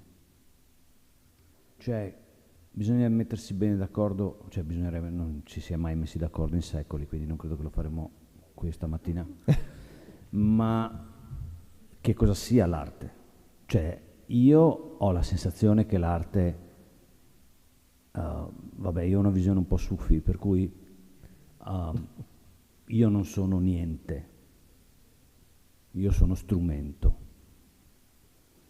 Quindi io non posseggo l'arte, io ho solo la fortuna che ogni tanto viene a trovarmi, mi dice oggi, ma non è un Dio che mi pone la mano sul capo, appunto, no, quelli sono solo i Blues Brothers, ripeto, no? Cioè noi siamo un'altra roba, noi siamo degli strumenti che hanno questa possibilità, hanno una sensibilità diversa, abbiamo la capacità di raccontare delle cose con le nostre capacità, con capacità che io sinceramente la maggior parte delle mie capacità me le sono trovate, non le ho sì, studio, perché allora i miei allievi ogni tanto mi dicono ma allora maestro cosa serve studiare se tu mi dici che alla fine la cosa arriva, no? La tecnica è fondamentale perché noi siamo dei giocatori di tennis, la pallina arriva, tu la devi mandare indietro, più hai tecnica più saprai dove mandare quella cazzo di pallina, scusate il termine pallina.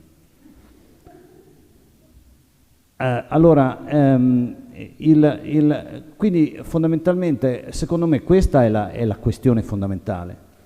La tecnica e lo studio quindi servono, e l'applicazione e le cose che possiamo inventare, che poi anche su questo possiamo discuterne fino a che volete, ma cioè, io credo che sia sempre una questione evolutiva, sono molto darwinista in questo io. Quindi se invece per arte intendiamo tutto ciò che gira intorno al mercato che esso genera, allora cioè, ti stendo tappeti rossi da qui alla luna, nel senso che questo è vero, ci sono state delle discriminazioni, continuano a esserci e ci saranno sempre, perché poi addirittura ci sono meccanismi che... Però dobbiamo anche ricordarci, ha fatto dei bellissimi esempi prima Corrado, parlava anche dell'est europeo, ricordiamo un personaggio come Shostakovich per esempio, no? Che era diventato un musicista di regime, ma in realtà lui usava dei piccoli trucchi per prendersi gioco del potere, no? Inserendo delle piccole frasi che servivano come dei richiami a determinate cose. C'è una frase sua particolare, per esempio, che è basata è proprio una frase di 4 note, che è una sorta di firma che passa attraverso tutte le composizioni, quasi a dire io sono qui e non mi smuovo. Ah sì, volete la cosa celebrativa per Leningrado? Non c'è problema, il maestro compone. Ma in realtà quello che lui faceva era un'operazione molto più... certo, è facile stigmatizzare poi l'azione attraverso la superficialità anche della narrazione talvolta, no? E dell'analisi superficiale dell'evento culturale. Perché anche sulla parola cultura dobbiamo distinguerci, cioè un conto è la cultura umana e un conto è la cultura... Però l'arte di per sé, secondo me, è una roba che è superiore proprio, sì, è una roba che è più grande dell'uomo. Qualcun altro invece, se sei un positivista e hai un certo tipo di pensiero, eccetera, eccetera, sei convinto di essere il creatore di ciò che stai facendo. E io in questo purtroppo credo di non poter entrare nel merito perché, essendo io un improvvisatore, io non so da dove arrivino la maggior parte delle cose che faccio. Quindi sembra stupido, ma non ho strumenti per poter controbattere con qualcosa di scientifico che dica è così. Cioè posso solo dire io ho sperimentato questa cosa qua, lo sperimento anche con i bambini quando tu li fai lavorare e questi tirano fuori delle cose che nemmeno loro sanno di avere dentro. Cioè la maieutica per esempio è la tecnica fondamentale per poter, che è anche una differenza fondamentale, legandomi a una cosa di Corrado, tra insegnare ed educare, no? Cioè insegno o educo. Questa cosa qui è un'altra delle questioni su cui anche chi si occupa di educazione, di docenza, di chi tiene seminari, eccetera, eccetera. Dopo dipende dalla propria formazione. Io sono arrivato un po', non uso mai la parola conclusioni, perché proprio essendo essere dinamico spero ancora di poter cambiare la mia opinione, o perlomeno evolverla fino a che avrò il tempo. Io ho quasi 60 anni e continuo a fare questo lavoro come se ne avessi 25 e probabilmente questo è il problema.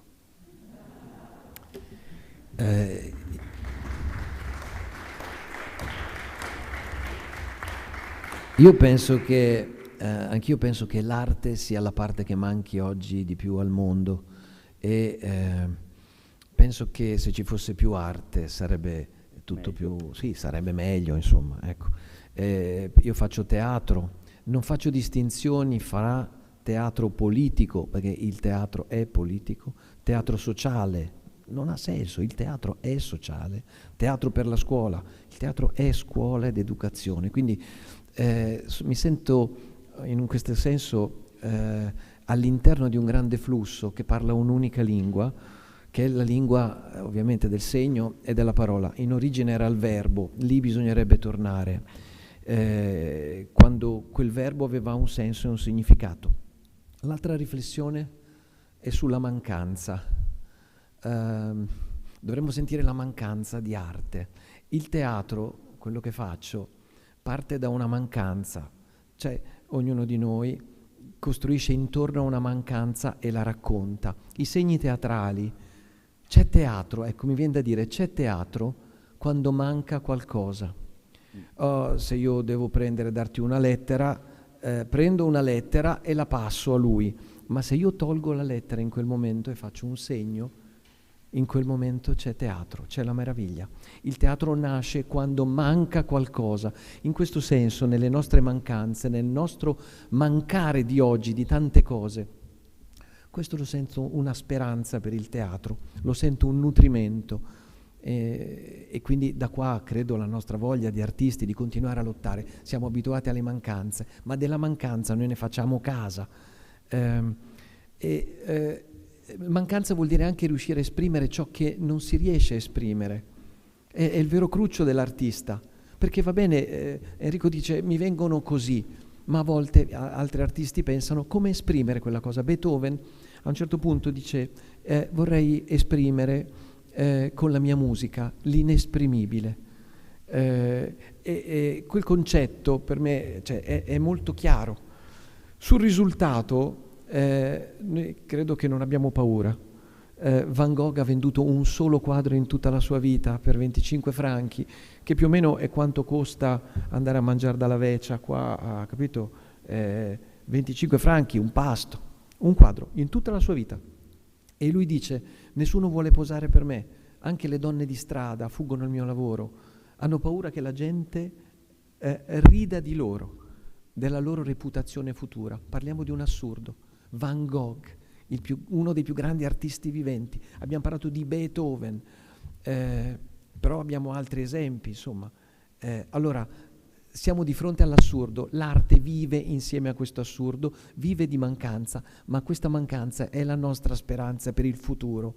In questo senso mi viene da dire, continuiamo a fare arte, ed è l'arte che manca al mondo in questo momento. Il mondo si dà tante risposte, twitta continuamente, ma manca arte, cioè manca quel momento di sospensione, per cui leggendo qualcosa, sentendo qualcosa, ascoltando una musica o guardando una persona recitare, mi fermo, la mia anima si ferma e comincia a vibrare.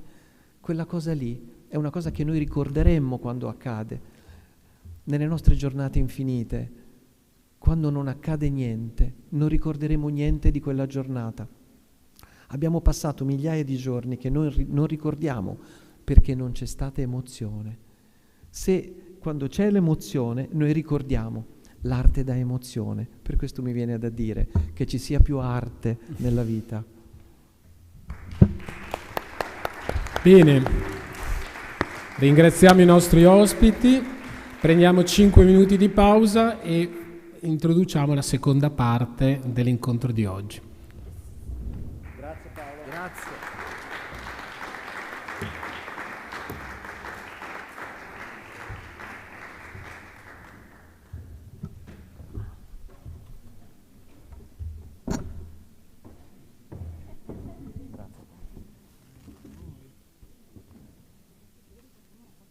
Sì, come no?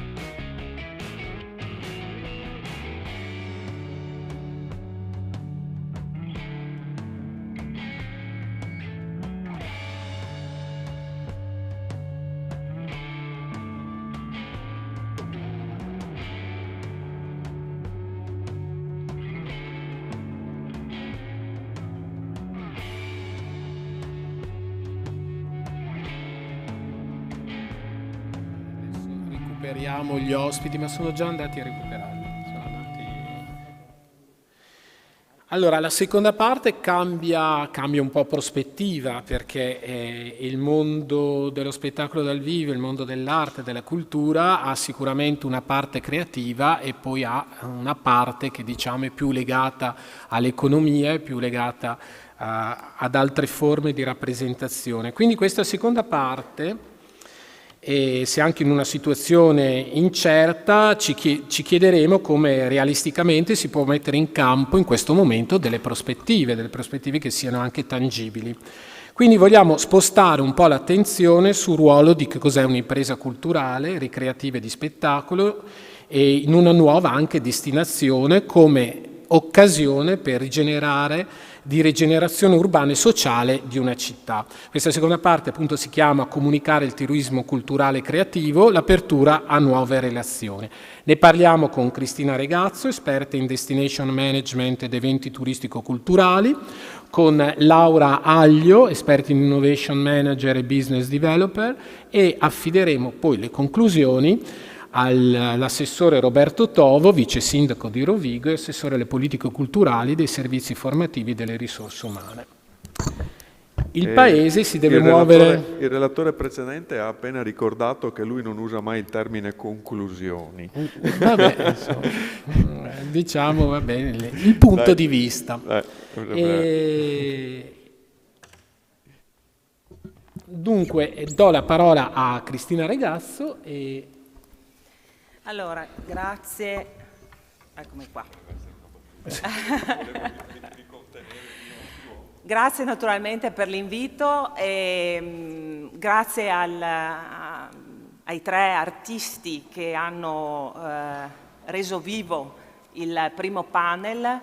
Per quanto mi riguarda veramente un nutrimento perché chi come me da oltre 20 anni si occupa di promozione del territorio, di promozione turistica, la promozione turistica non ha neanche significato senza essere anche promozione culturale e promozione paesaggistica.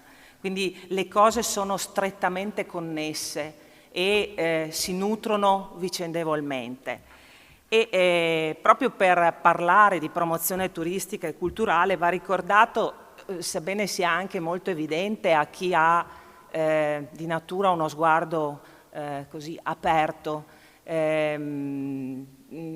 che quanto il patrimonio artistico, storico, culturale, paesaggistico sia davvero un patrimonio diffuso in tutto il nostro paese e quanto anche possa essere così sorprendente scoprirlo, rivederlo anche più volte durante un piccolo viaggio, durante un weekend o durante un viaggio più lungo. Ecco, se da un lato ci sono le città d'arte, le località di mare o di montagna più famose, più note e gremite, dall'altro ci sono centinaia invece di posti, di luoghi, di piccoli borghi che sono ancora poco conosciuti. Un po' come nel teatro ci sono le persone che noi vediamo sul palcoscenico, ma quel teatro non sarebbe possibile se non ci fossero tutte le altre persone che contribuiscono a rendere possibile lo spettacolo. Anche la provincia di Rovigo è una piccola città, è una piccola terra, è una piccola destinazione, poco riconosciuta perché poco nominata, anche se il silenzio del nome non significa assenza di valore, anche se per il fatto di essere poco conosciuta non abbia nei suoi vari spazi, nella sua storia antica e presente, non abbia invece delle cose da raccontare.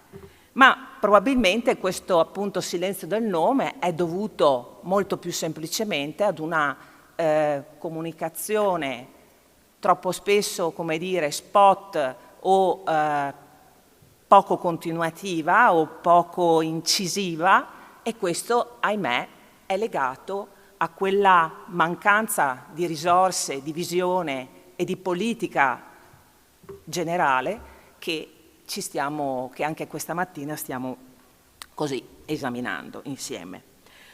Ora che la pandemia ha fatto saltare tutte le certezze raccolte anche in decenni di statistiche e che ha buttato all'aria anche la smania del tenere tutto sotto controllo, forse anche queste piccole destinazioni, come può essere Rovigo, ma come lo sono tante altre destinazioni, come dire, gli inglesi direbbero uncrowded, non affollate.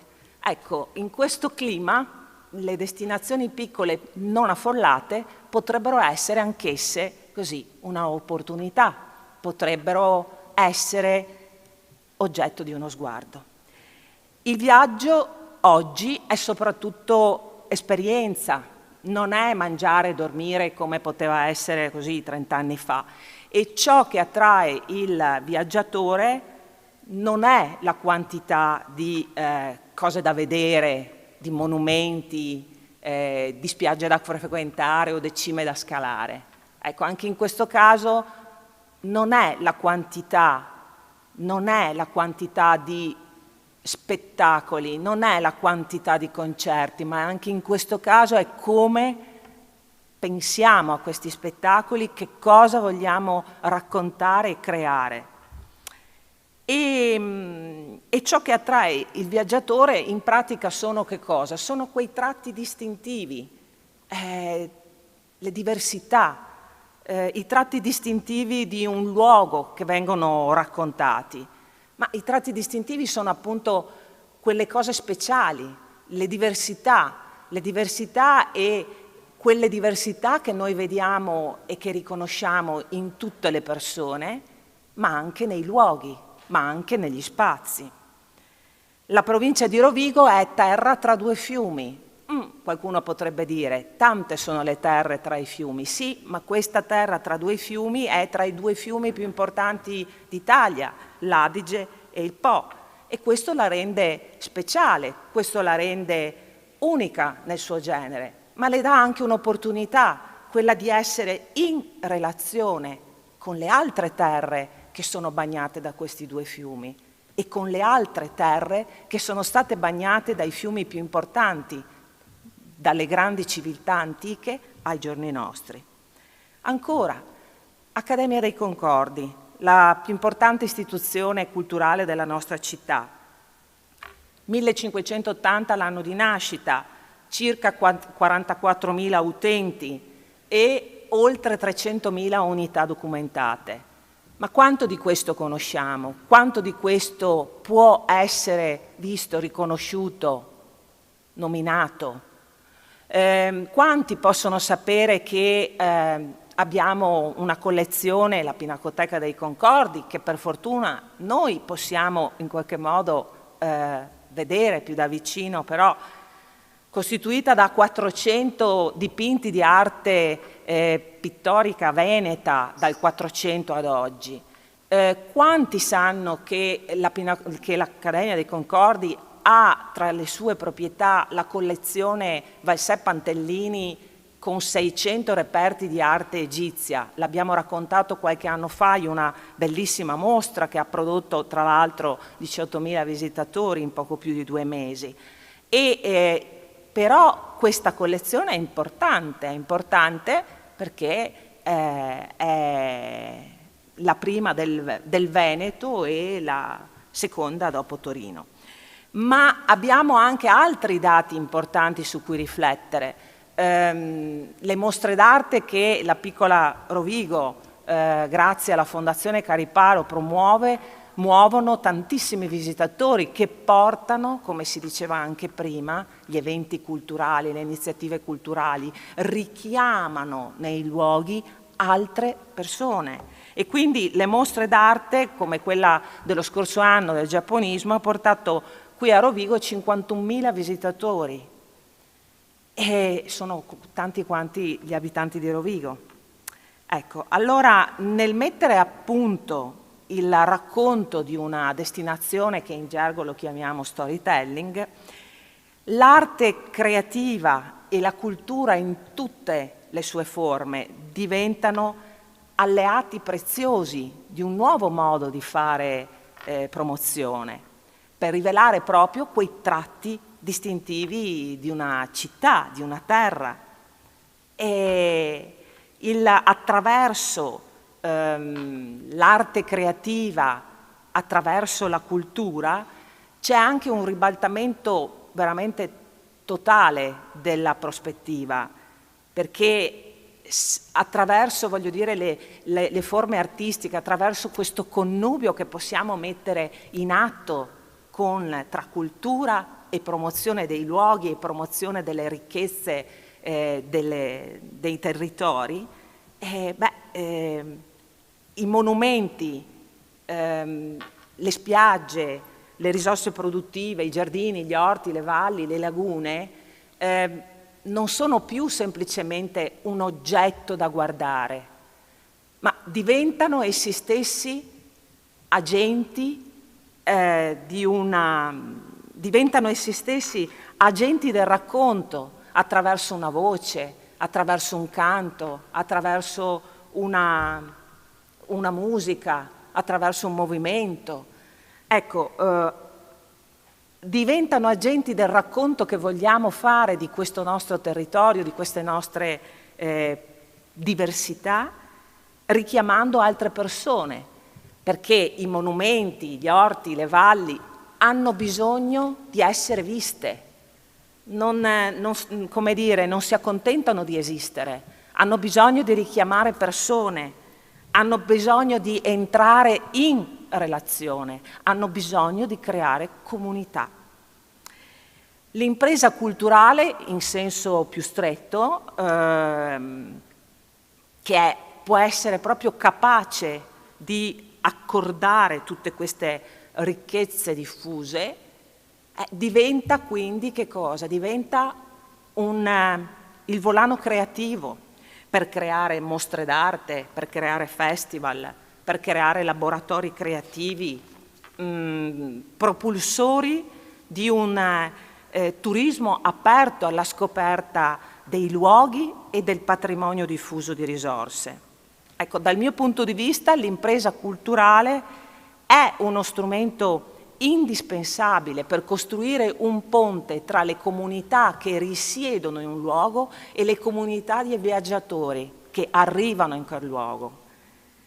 Tutti i soggetti coinvolti nella promozione turistica oggi sentono questa necessità, la necessità di trovare nuove forme di linguaggio per far scoprire le mete, anche quelle poco note, per svelare queste unicità.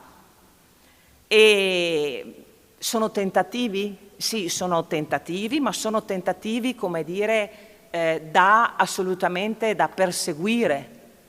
Un grande progetto, un importante progetto che si è realizzato, un progetto Interreg, Italia-Croazia, promosso dalla Regione Veneto, naturalmente fondo Interreg, con regia della Regione Veneto e Università Ca' Foscari di Venezia, ha realizzato questo progetto che si chiama Art Vision Plus e tra l'altro l'abbiamo presentato all'inizio proprio in una prima fase anche l'anno scorso proprio qui al Festival Tensioni, e questo progetto ha voluto indagare proprio sulle nuove strategie di promozione, puntando su che cosa? Sull'innovazione della videonarrazione. E grazie alla professionalità della regista, di Raffaella Rivi, sono nate delle videoclip che con spunto creativo presentano luoghi e spazi. E tra queste videoclip ne sono nate 9 e queste videoclip hanno riguardato i territori di Rovigo e Padova. E in queste videoclip, per quanto riguarda Rovigo, sono, diciamo che tra i luoghi scelti c'è stato proprio anche questo luogo, anche il Censere, che ospita la fabbrica dello zucchero. E adesso vi invito a guardare assieme a noi. Vediamo se Due clip, la prima è appunto quella che ha presentato sotto una chiave creativa questo grande spazio che ci sta ospitando oggi. Naturalmente noi siamo in una delle sale, ma sono grandi gli spazi, e poi ne vediamo in sequenza un altro. I'm sitting here the whole day at my desk.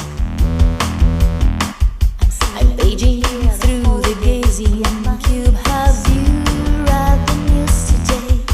They found that death doesn't exist. The white trails in the sky doesn't exist.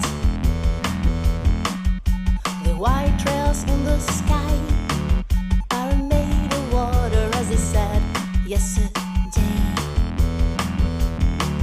And all to these prophecies are yesterday's reverse. I'm watching my philosophers selling me the reading key to this world. They say that we aren't alone in the universe, and you won't be lonely walking with cabbages. And all to these prophecies are yesterday's reverse.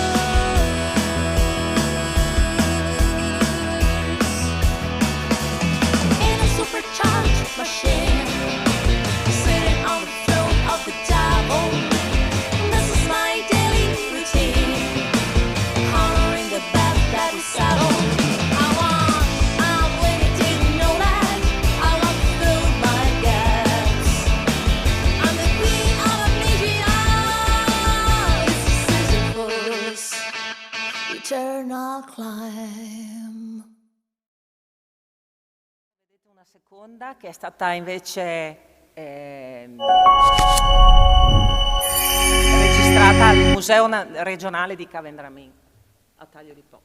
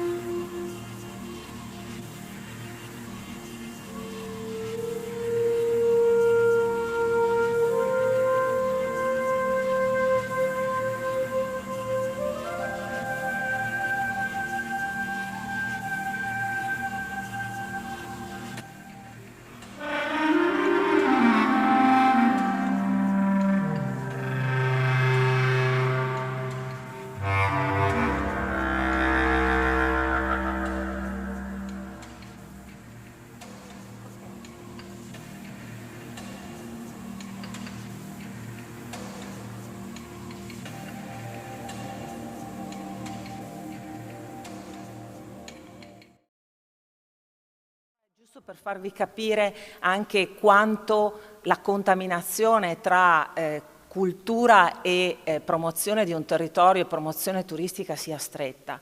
Cioè non possiamo fare a meno né l'uno né l'altro, e se vogliamo, voglio dire, in qualche modo richiamare persone, richiamare attenzione alle ricchezze che anche le piccole destinazioni certamente custodiscono e valorizzano, dobbiamo anche cercare così di intraprendere nuove strade. Il famoso bivio che Enrico prima sollecitava a trovare. Ci troviamo tutti di fronte, ci troviamo tutti su un bivio, però sta a noi scegliere la strada più facile oppure percorrerne una sicuramente più impervia, ma sono così del parere che se poi uniamo le voci e le mani, anche se adesso potrebbe essere così, ma la strada la possiamo percorrere insieme.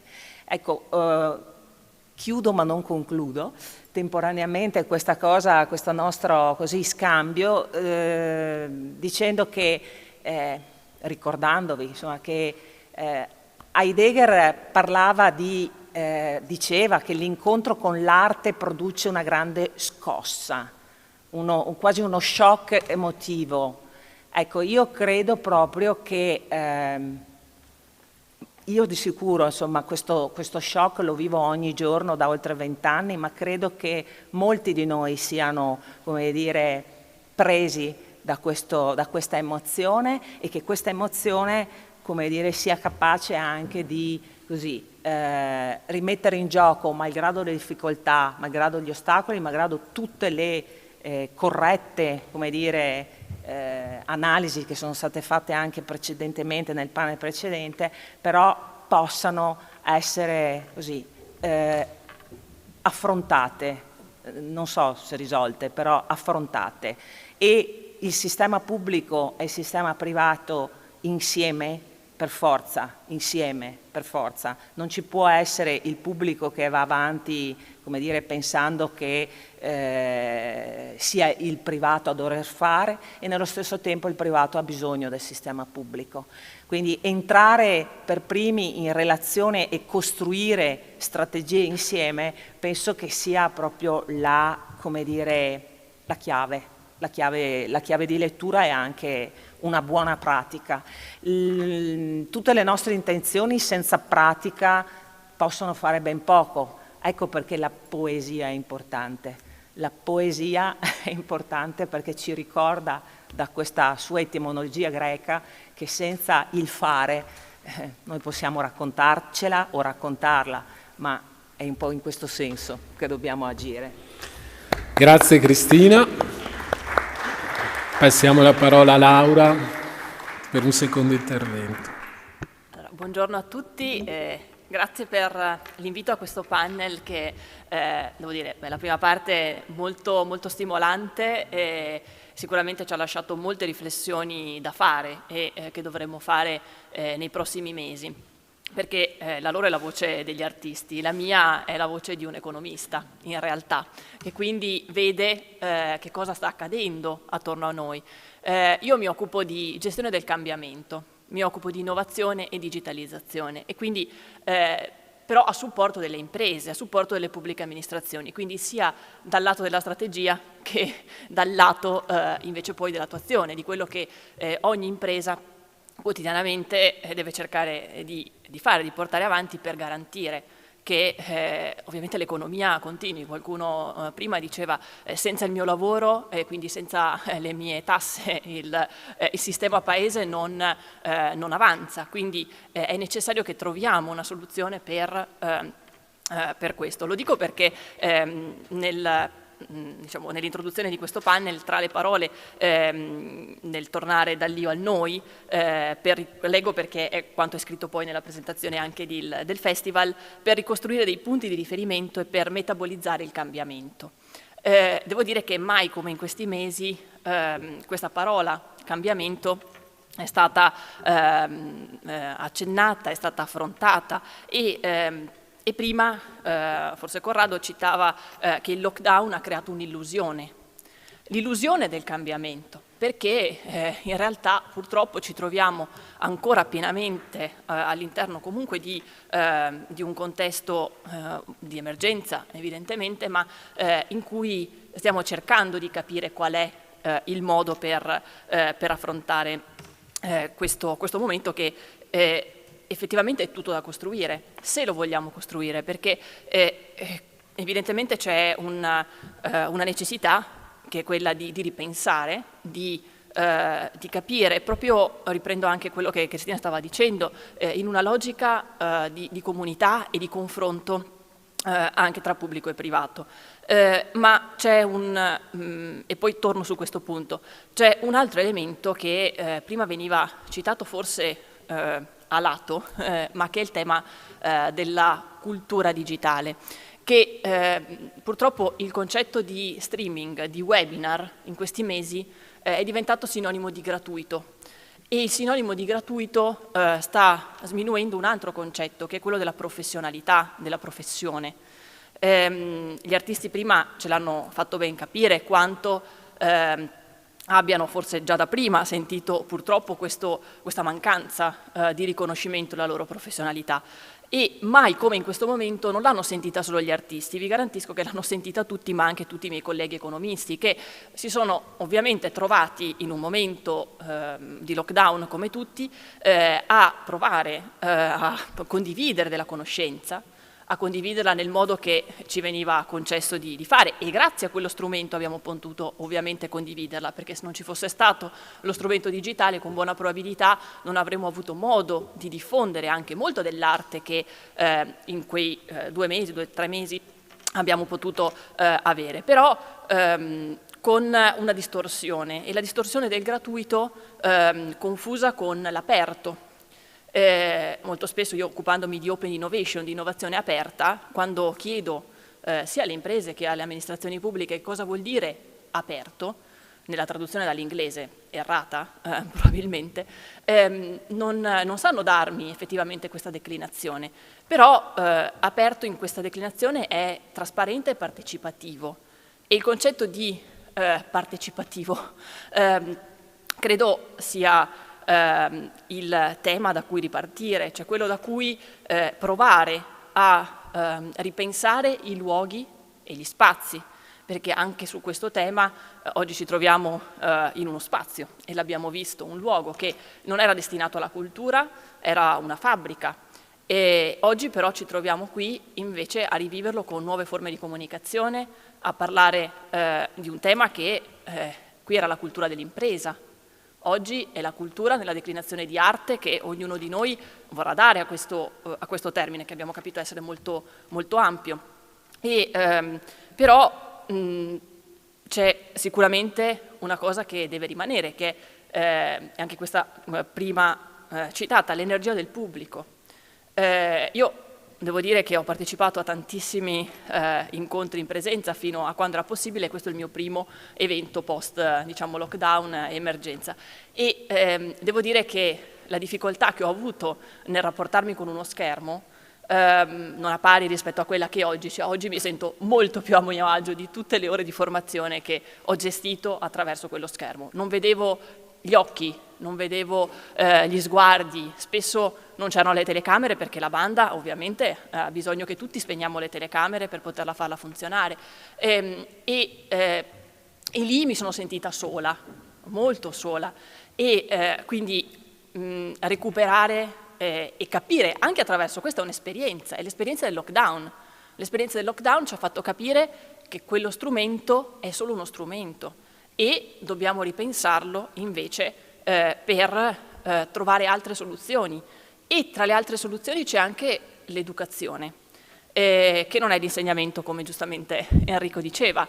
L'educazione ha il cambiamento che ci può essere se conosciamo e capiamo che cosa sta dietro, ad esempio a tutte le forme di arte. Ripeto, secondo me la grande opportunità che abbiamo avuto con il lockdown è stato comunque grazie a un momento probabilmente di difficoltà generale, ma di riscoperta anche attraverso gli strumenti web delle varie forme di arte, di capire che cosa ci stava dietro a quel mondo, anche attraverso le numerose lotte e tentativo di conquistare sicuramente una posizione in una fase così delicata da parte degli artisti.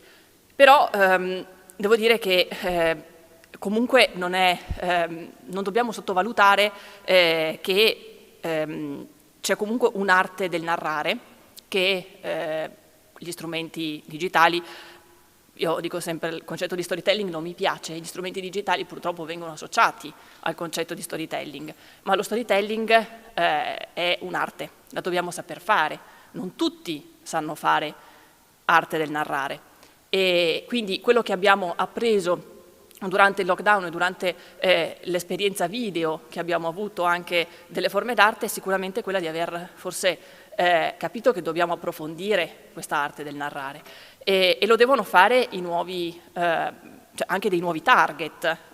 Uso questa parola che è molto economica e che spesso le imprese usano, no? Dicono ma io devo raggiungere un nuovo target. Io dico ma chi è il nuovo target? Perché il nuovo target è individuato con il giovane, il millennials, con questi nomi che individuano delle fasce d'età.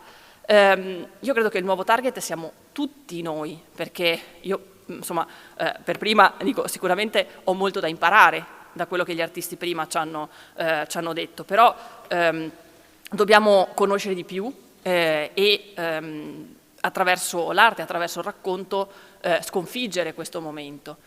E forse riconoscendo e conoscendo di più avremo modo di superare anche quella gratuità e quell'errore che abbiamo fatto nel definire gratuito questo concetto. E qui vado verso la fine dicendo che oggi ci ospita un'impresa culturale, creativa e dello spettacolo, un'impresa. E fare impresa è difficile, è molto difficile e appunto perché è errato il concetto che attribuiamo all'arte è difficile fare impresa culturale, creativa e dello spettacolo, però dico anche che occupandomi in una parte della mia vita di fondi europei e di opportunità comunque che i fondi di vario genere, anche nazionali, regionali, mettiamo tutte le forme che ci possono essere, possono dare alla cultura in generale, sempre di più la tendenza è quella di andare verso un contesto imprenditoriale, sempre di più di riconoscere che dietro a un contesto imprenditoriale ci sono delle professionalità, ci sono delle persone che non possono vivere lo dico in modo, adesso forse è forte, però di elemosina, cioè non è elemosinare in questo caso, ma è effettivamente di creare un contesto che alla pari di tante altre imprese possa sostenersi e possa pagare delle persone che con la loro passione, con il loro interesse possano continuare in questa strada.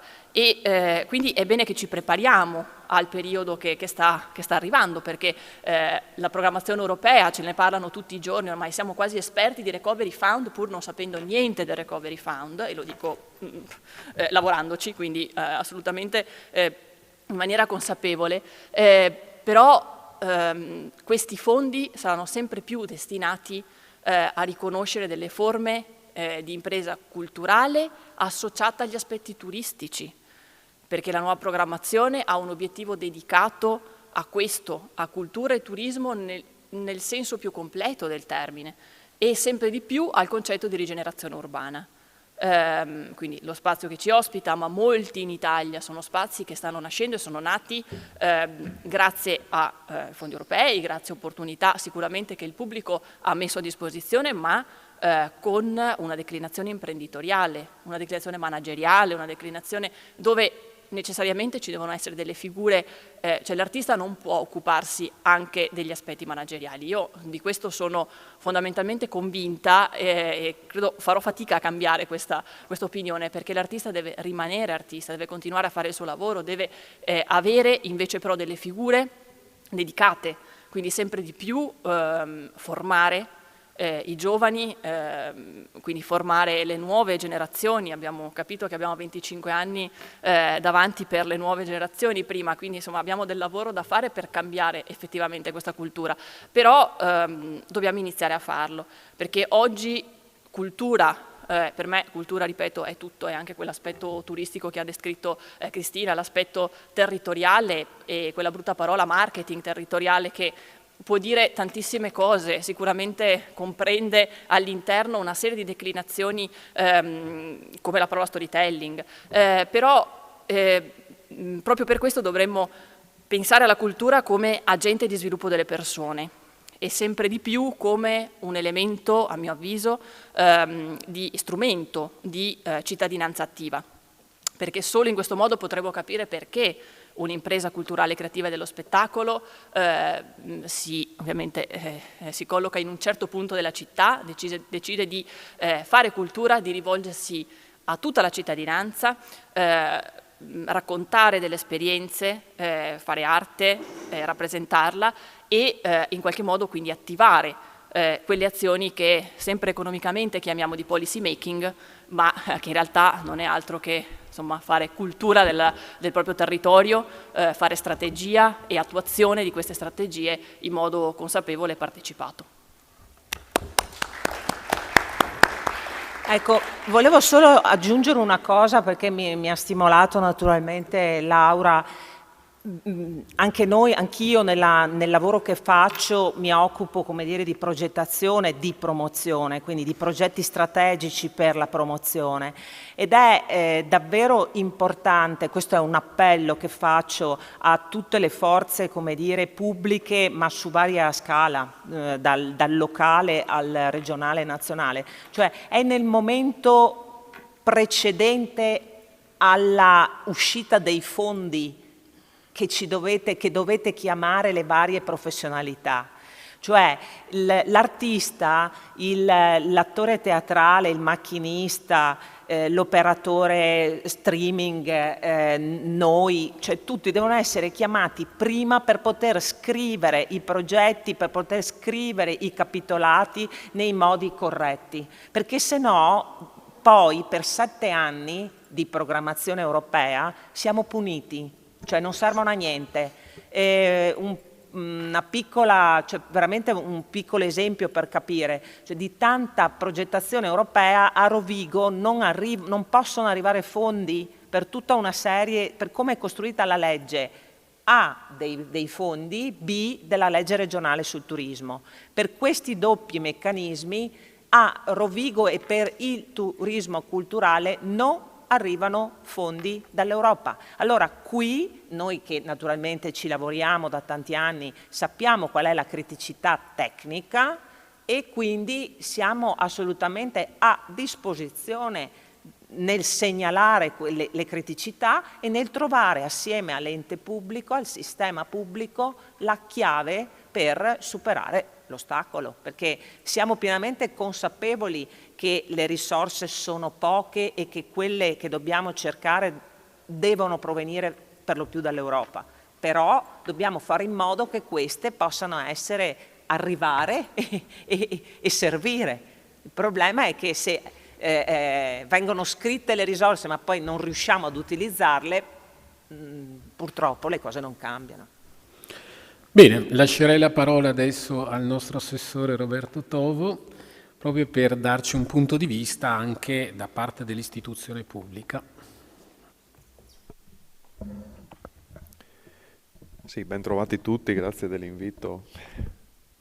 No, non ho capito se in questo momento è più imbarazzante l'orario a cui faccio l'intervento o la quantità di temi messi sul tavolo.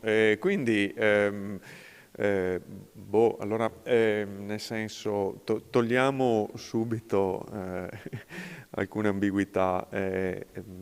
Sono state poste veramente molte sollecitazioni di tipo interessante, cioè molto interessanti, sia sul metodo che sul merito.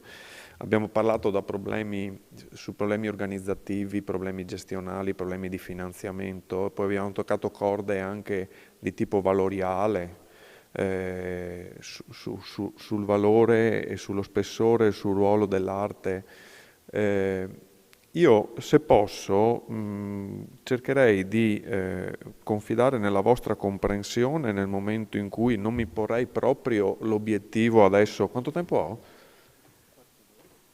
Sì, bene, ma un quarto d'ora, voglio dire, la quantità di temi posti, di dare insomma una risposta organica, credo di non averne i tempi, ma forse neanche il ruolo. Io prenderei una battuta di partenza che ha fatto Enrico Merlin, non so se è in sala, ma se non sbaglio a un certo punto ha detto io ho sperimentato questa cosa qua, no? Allora un po' il tono del mio intervento voleva essere: guardate, io sto sperimentando questa cosa qua, e poi la leggiamo assieme. Prima parte dell'intervento l'avrei intitolato il Covid è stato, dal mio punto di vista, anche ovviamente nell'ambito locale, di sedere sul tavolo delle decisioni sulle risorse anche, io l'avrei definito il ground zero delle priorità condivise. Cioè, per problemi oggettivi, quello che è successo è passare da una realtà sociale in cui certi equilibri non venivano messi in discussione, cioè certe priorità, certi ruoli, fortunatamente o sfortunatamente, si davano un po' per scontati, alla necessità di rivedere tutto, azzerare tutto, per affrontare quella che purtroppo è stata un'emergenza pandemica. Ci sono degli equilibri da ricostruire e temo purtroppo che il ruolo della cultura, il ruolo dell'arte e affiancherei il ruolo dell'istruzione sono tra i settori che più hanno vissuto questa rimessa in discussione del loro valore e della loro priorità. Credo che la chiave di lettura sia stata ampiamente sottolineata, se posso, dagli amici artisti che ci hanno preceduto. Io proverei a riassumerla nella seguente maniera. Abbiamo dovuto affrontare un problema di tutela della salute. Non siamo ancora passati del tutto a domandarci cos'è benessere, indipendentemente da salute, e poi il passo successivo, cos'è valore che costruisce futuro per una società. È un po' un percorso che direi che va vissuto assieme. Da questo punto di vista, vuol dire, io amo mettere di fianco, se volete anche per esperienza personale, provo anche a spiegarvelo, il mondo dell'istruzione e il mondo della cultura. Vabbè, non so se sono io che lo vivo come molto per motivi professionali, insomma io insegno, quindi se mi permettete una battuta, io faccio questo esempio, la lezione universitaria, cioè quella che io tengo sistematicamente per motivi professionali, ai tempi di una partita di calcio, io faccio le lezioni in 2 parti da 45 minuti, non per cioè, vuol dire, per accidente, perché è fatta così, ma ha assolutamente le dinamiche relazionali di un monologo teatrale.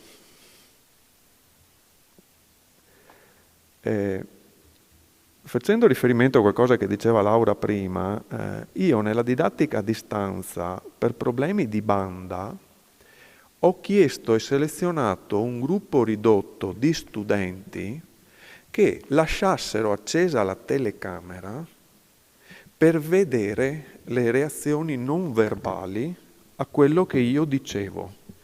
Io non ero capace, proprio letteralmente non ero capace di parlare a delle lettere sul monitor. Sarà una carenza mia personale, E questo ve lo porto come sensibilità personale. Io credo che questo sia un'esperienza. Io purtroppo non faccio Shakespeare, voglio dire, faccio ruote dentate e bielle, ma apprezzo molto il tema di tutto il festival, cioè è proprio calzante la riflessione sull'io e il noi, perché è questa la dinamica su cui dobbiamo riflettere, che è qual è il valore della persona e su quali valori vogliamo costruire la società, dove il valore della persona, che non è solo fatta di strumentalità e salute fisica, ma è fatta di ricchezza di emozioni, di spessore personale, di valori, di contenuti, è una ricchezza per tutta la società. Io credo che sia questa la riflessione comune che dobbiamo fare. E credo che stiamo passando, mi sono già giocato 7 minuti, stiamo passando dal vivere l'emergenza al programmare una strategia. A me non dispiace il termine nulla sarà come prima, ma attenzione, non nel termine disastroso del termine, ma nella dimensione umana di quello che c'è successo, cioè in tutta la storia dell'uomo nulla è come prima rispetto a quello che le persone hanno vissuto. E apprezzo ancora nel momento precedente quando si è parlato di un'evoluzione. Vorrei cercare di capire assieme a che punto siamo di questa evoluzione e qual è il passo successivo di questa evoluzione. Ancora, c'è un'altra cosa che mi piace, oltre a apprezzare il tema del festival, ma io volevo apprezzare proprio il fatto che siamo qui, cioè il fatto che a Rovigo comunque ci sia un festival che si occupa di arte e all'interno di questo festival siamo qui a parlare, ma siamo qui anche a latere, a fare delle esperienze, quindi a vivere cosa è arte, credo che sia una dichiarazione di valore. Penso che arrivi da un percorso, cioè c'è stato un momento della discussione prima che ho trovato molto interessante e pregnante, cioè sul fatto è il decisore politico che definisce cos'è arte? Assolutamente no. Adesso, vuol dire, i professionisti che sono qui però mi diano atto che io credo di non essere mai entrato nel merito della proposta artistica che veniva fatta o della proposta culturale. Io credo di aver affiancato e fatto delle valutazioni di sostenibilità, di realizzabilità, di integrazione in un progetto. Credo di non avere mai almeno espresso giudizi o fatto censure. Credo che questo sia una strada interessante. Ve lo dico come sensazione personale proprio. Attenti che questo però, il fatto che non decida la politica ha anche una contropartita, che l'alternativa è che si decide assieme, il che vuol dire che cosa è arte non va neanche lasciato decidere alla politica a fronte di istanze di singoli e non in merito o all'interno di un ragionamento condiviso. E se volete, questo è il senso della mia presenza qui. Vabbè, mi sono dimenticato di dirvi che porto il saluto del sindaco, che porto il saluto di tutta la giunta, ma è un io che è un noi. Credo che questo, insomma, su queste cose spero che questi messaggi passino anche se non sono espliciti. Ma ad esempio veniamo da un percorso che io ritengo interessante, cioè quello che abbiamo fatto già dopo il lockdown ha degli spunti meritevoli di interesse. Io ho apprezzato il percorso che ci è stato illustrato, anche degli incontri di rivendicazione, un percorso molto interessante. Forse su questo versante, forse io come assessore sono stato un po' carente, ma non lo so, ma nel senso che mi sembra che a Rovigo io abbia proposto la valutazione subito delle progettualità, cioè parliamo con i soggetti, soprattutto i soggetti professionali, ma anche quelli amatoriali. Cosa si può fare alla riapertura? In che termini? In che condizioni? All'interno di quale realtà? Mi sembra che gli esperimenti interessanti siano stati diversi. Mi permetto di citarne uno, anche perché coinvolge anche questi luoghi, questi spazi. Ad esempio, mi risulta che fossero anni che non si faceva seppure una piccola stagione teatrale o concertistica all'aperto, ed è stata fatta quest'estate qui davanti. Quello è un esempio che ritengo interessante di come la sinergia fra Arteven, un operatore regionale con cui noi collaboriamo stabilmente e proficuamente, il teatro sociale all'interno della sua stagione per riprendere un percorso artistico-culturale, assieme a cosa? La valorizzazione di un luogo, e qui mi ricollego agli interventi che mi hanno preceduto, e vi assicuro che non ci siamo messi d'accordo prima, la valorizzazione di un luogo che è nostro patrimonio, un patrimonio della città, il piazzale del Censer, questo qui davanti,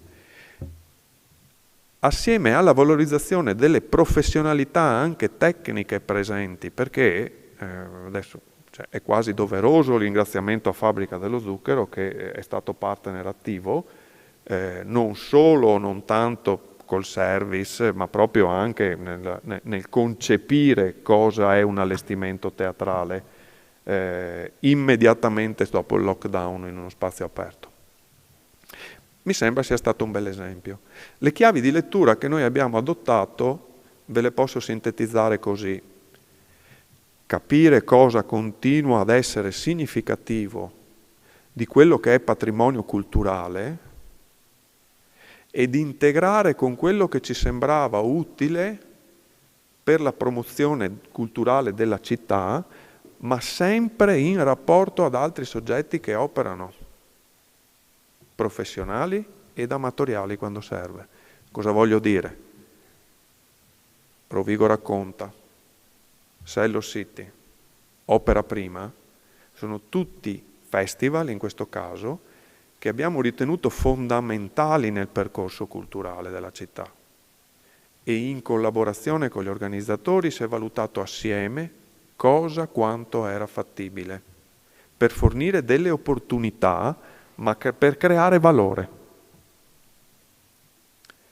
E poi, vi ricordo che prima di questo ci sono, e durante, e qui c'è la presidente di ASM 7, Cineset è stato il primo esperimento, anzi realtà di animazione culturale pensata in pieno lockdown per gli strumenti cioè di utilizzo di un momento che ha una valenza sia sociale che culturale, cioè il trovarsi di fronte a uno spettacolo, che era una delle forme che, chiaramente apparivano, erano e sono state le più immediatamente fruibili. Cioè il cinema all'aperto, come animazione dei nostri luoghi. Anche la street art è stata una novità introdotta. Cioè, io credo di testimoniarvi delle sensibilità che stiamo vivendo a livello di città. Cioè, appena adesso ci è stato detto che la rivalorizzazione dei luoghi è un percorso fondamentale per la qualità del vivere, per l'attrattività della città, ma anche proprio per il benessere dei cittadini. Allora, il festival sulla street art che è stato realizzato, noi riteniamo rientri in questo. Quello che è stato fatto fino adesso è esaustivo? No, è il percorso che stiamo facendo in questo momento. C'è un tema però che adesso è interessante. Io sono molto interessato a continuare la collaborazione con i soggetti, soprattutto professionali, perché c'è il futuro davanti dove alcune delle cose che stiamo facendo sono in fondo o in parte inerzia di una progettualità precedente. Io coglierei molte delle sollecitazioni che ci sono state oggi, perché il cambiamento, le tecnologie, sono delle opportunità, attenzione, non per snaturare le forme artistiche, ma per avere degli stimoli, delle idee, per progettare cosa è opportuno per tutti e per la crescita, o anche semplicemente in alcuni casi per la gratificazione e la valorizzazione del nostro patrimonio, sia intellettuale che patrimonio culturale, nel prossimo futuro. Molte cose sono già sul tavolo, altre le possiamo pensare assieme.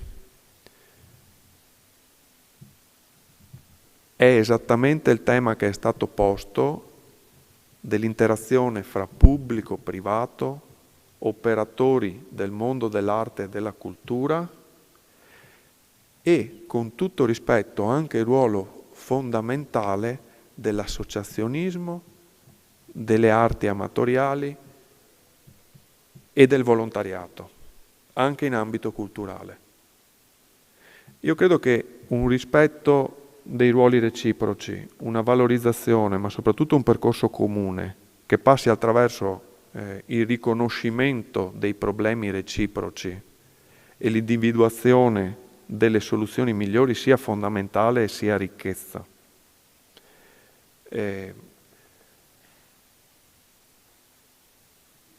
Mi aspetto anche proposte dal mondo dell'arte e dal mondo della cultura.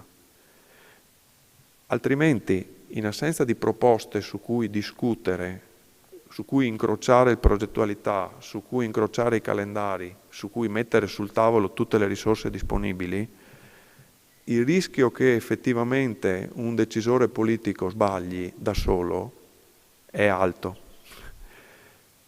Ma io sono positivo, non ho l'impressione che in questo momento il clima che stiamo vivendo in città sia quello che ci siano pochi decisori politici che impongano delle scelte.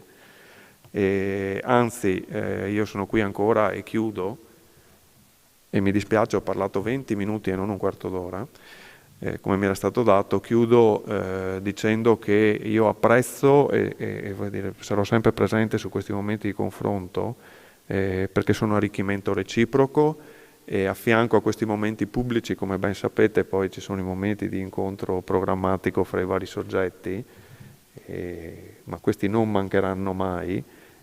Sul tavolo c'è il 2021, c'è il 2022, insomma riteniamo che ci sia un futuro e soprattutto oltre a un presente sulle attività culturali e artistiche della città, su cui in una ridefinizione delle priorità il valore del bello, il valore del sentito, il valore del percepito, il valore delle emozioni, il valore che dello stare assieme sicuramente avrà un rilievo, soprattutto confidando che tutto quello che riguarda gli aspetti strettamente sanitari in tempi ragionevoli ci venga incontro e ci permetta di avere più margini.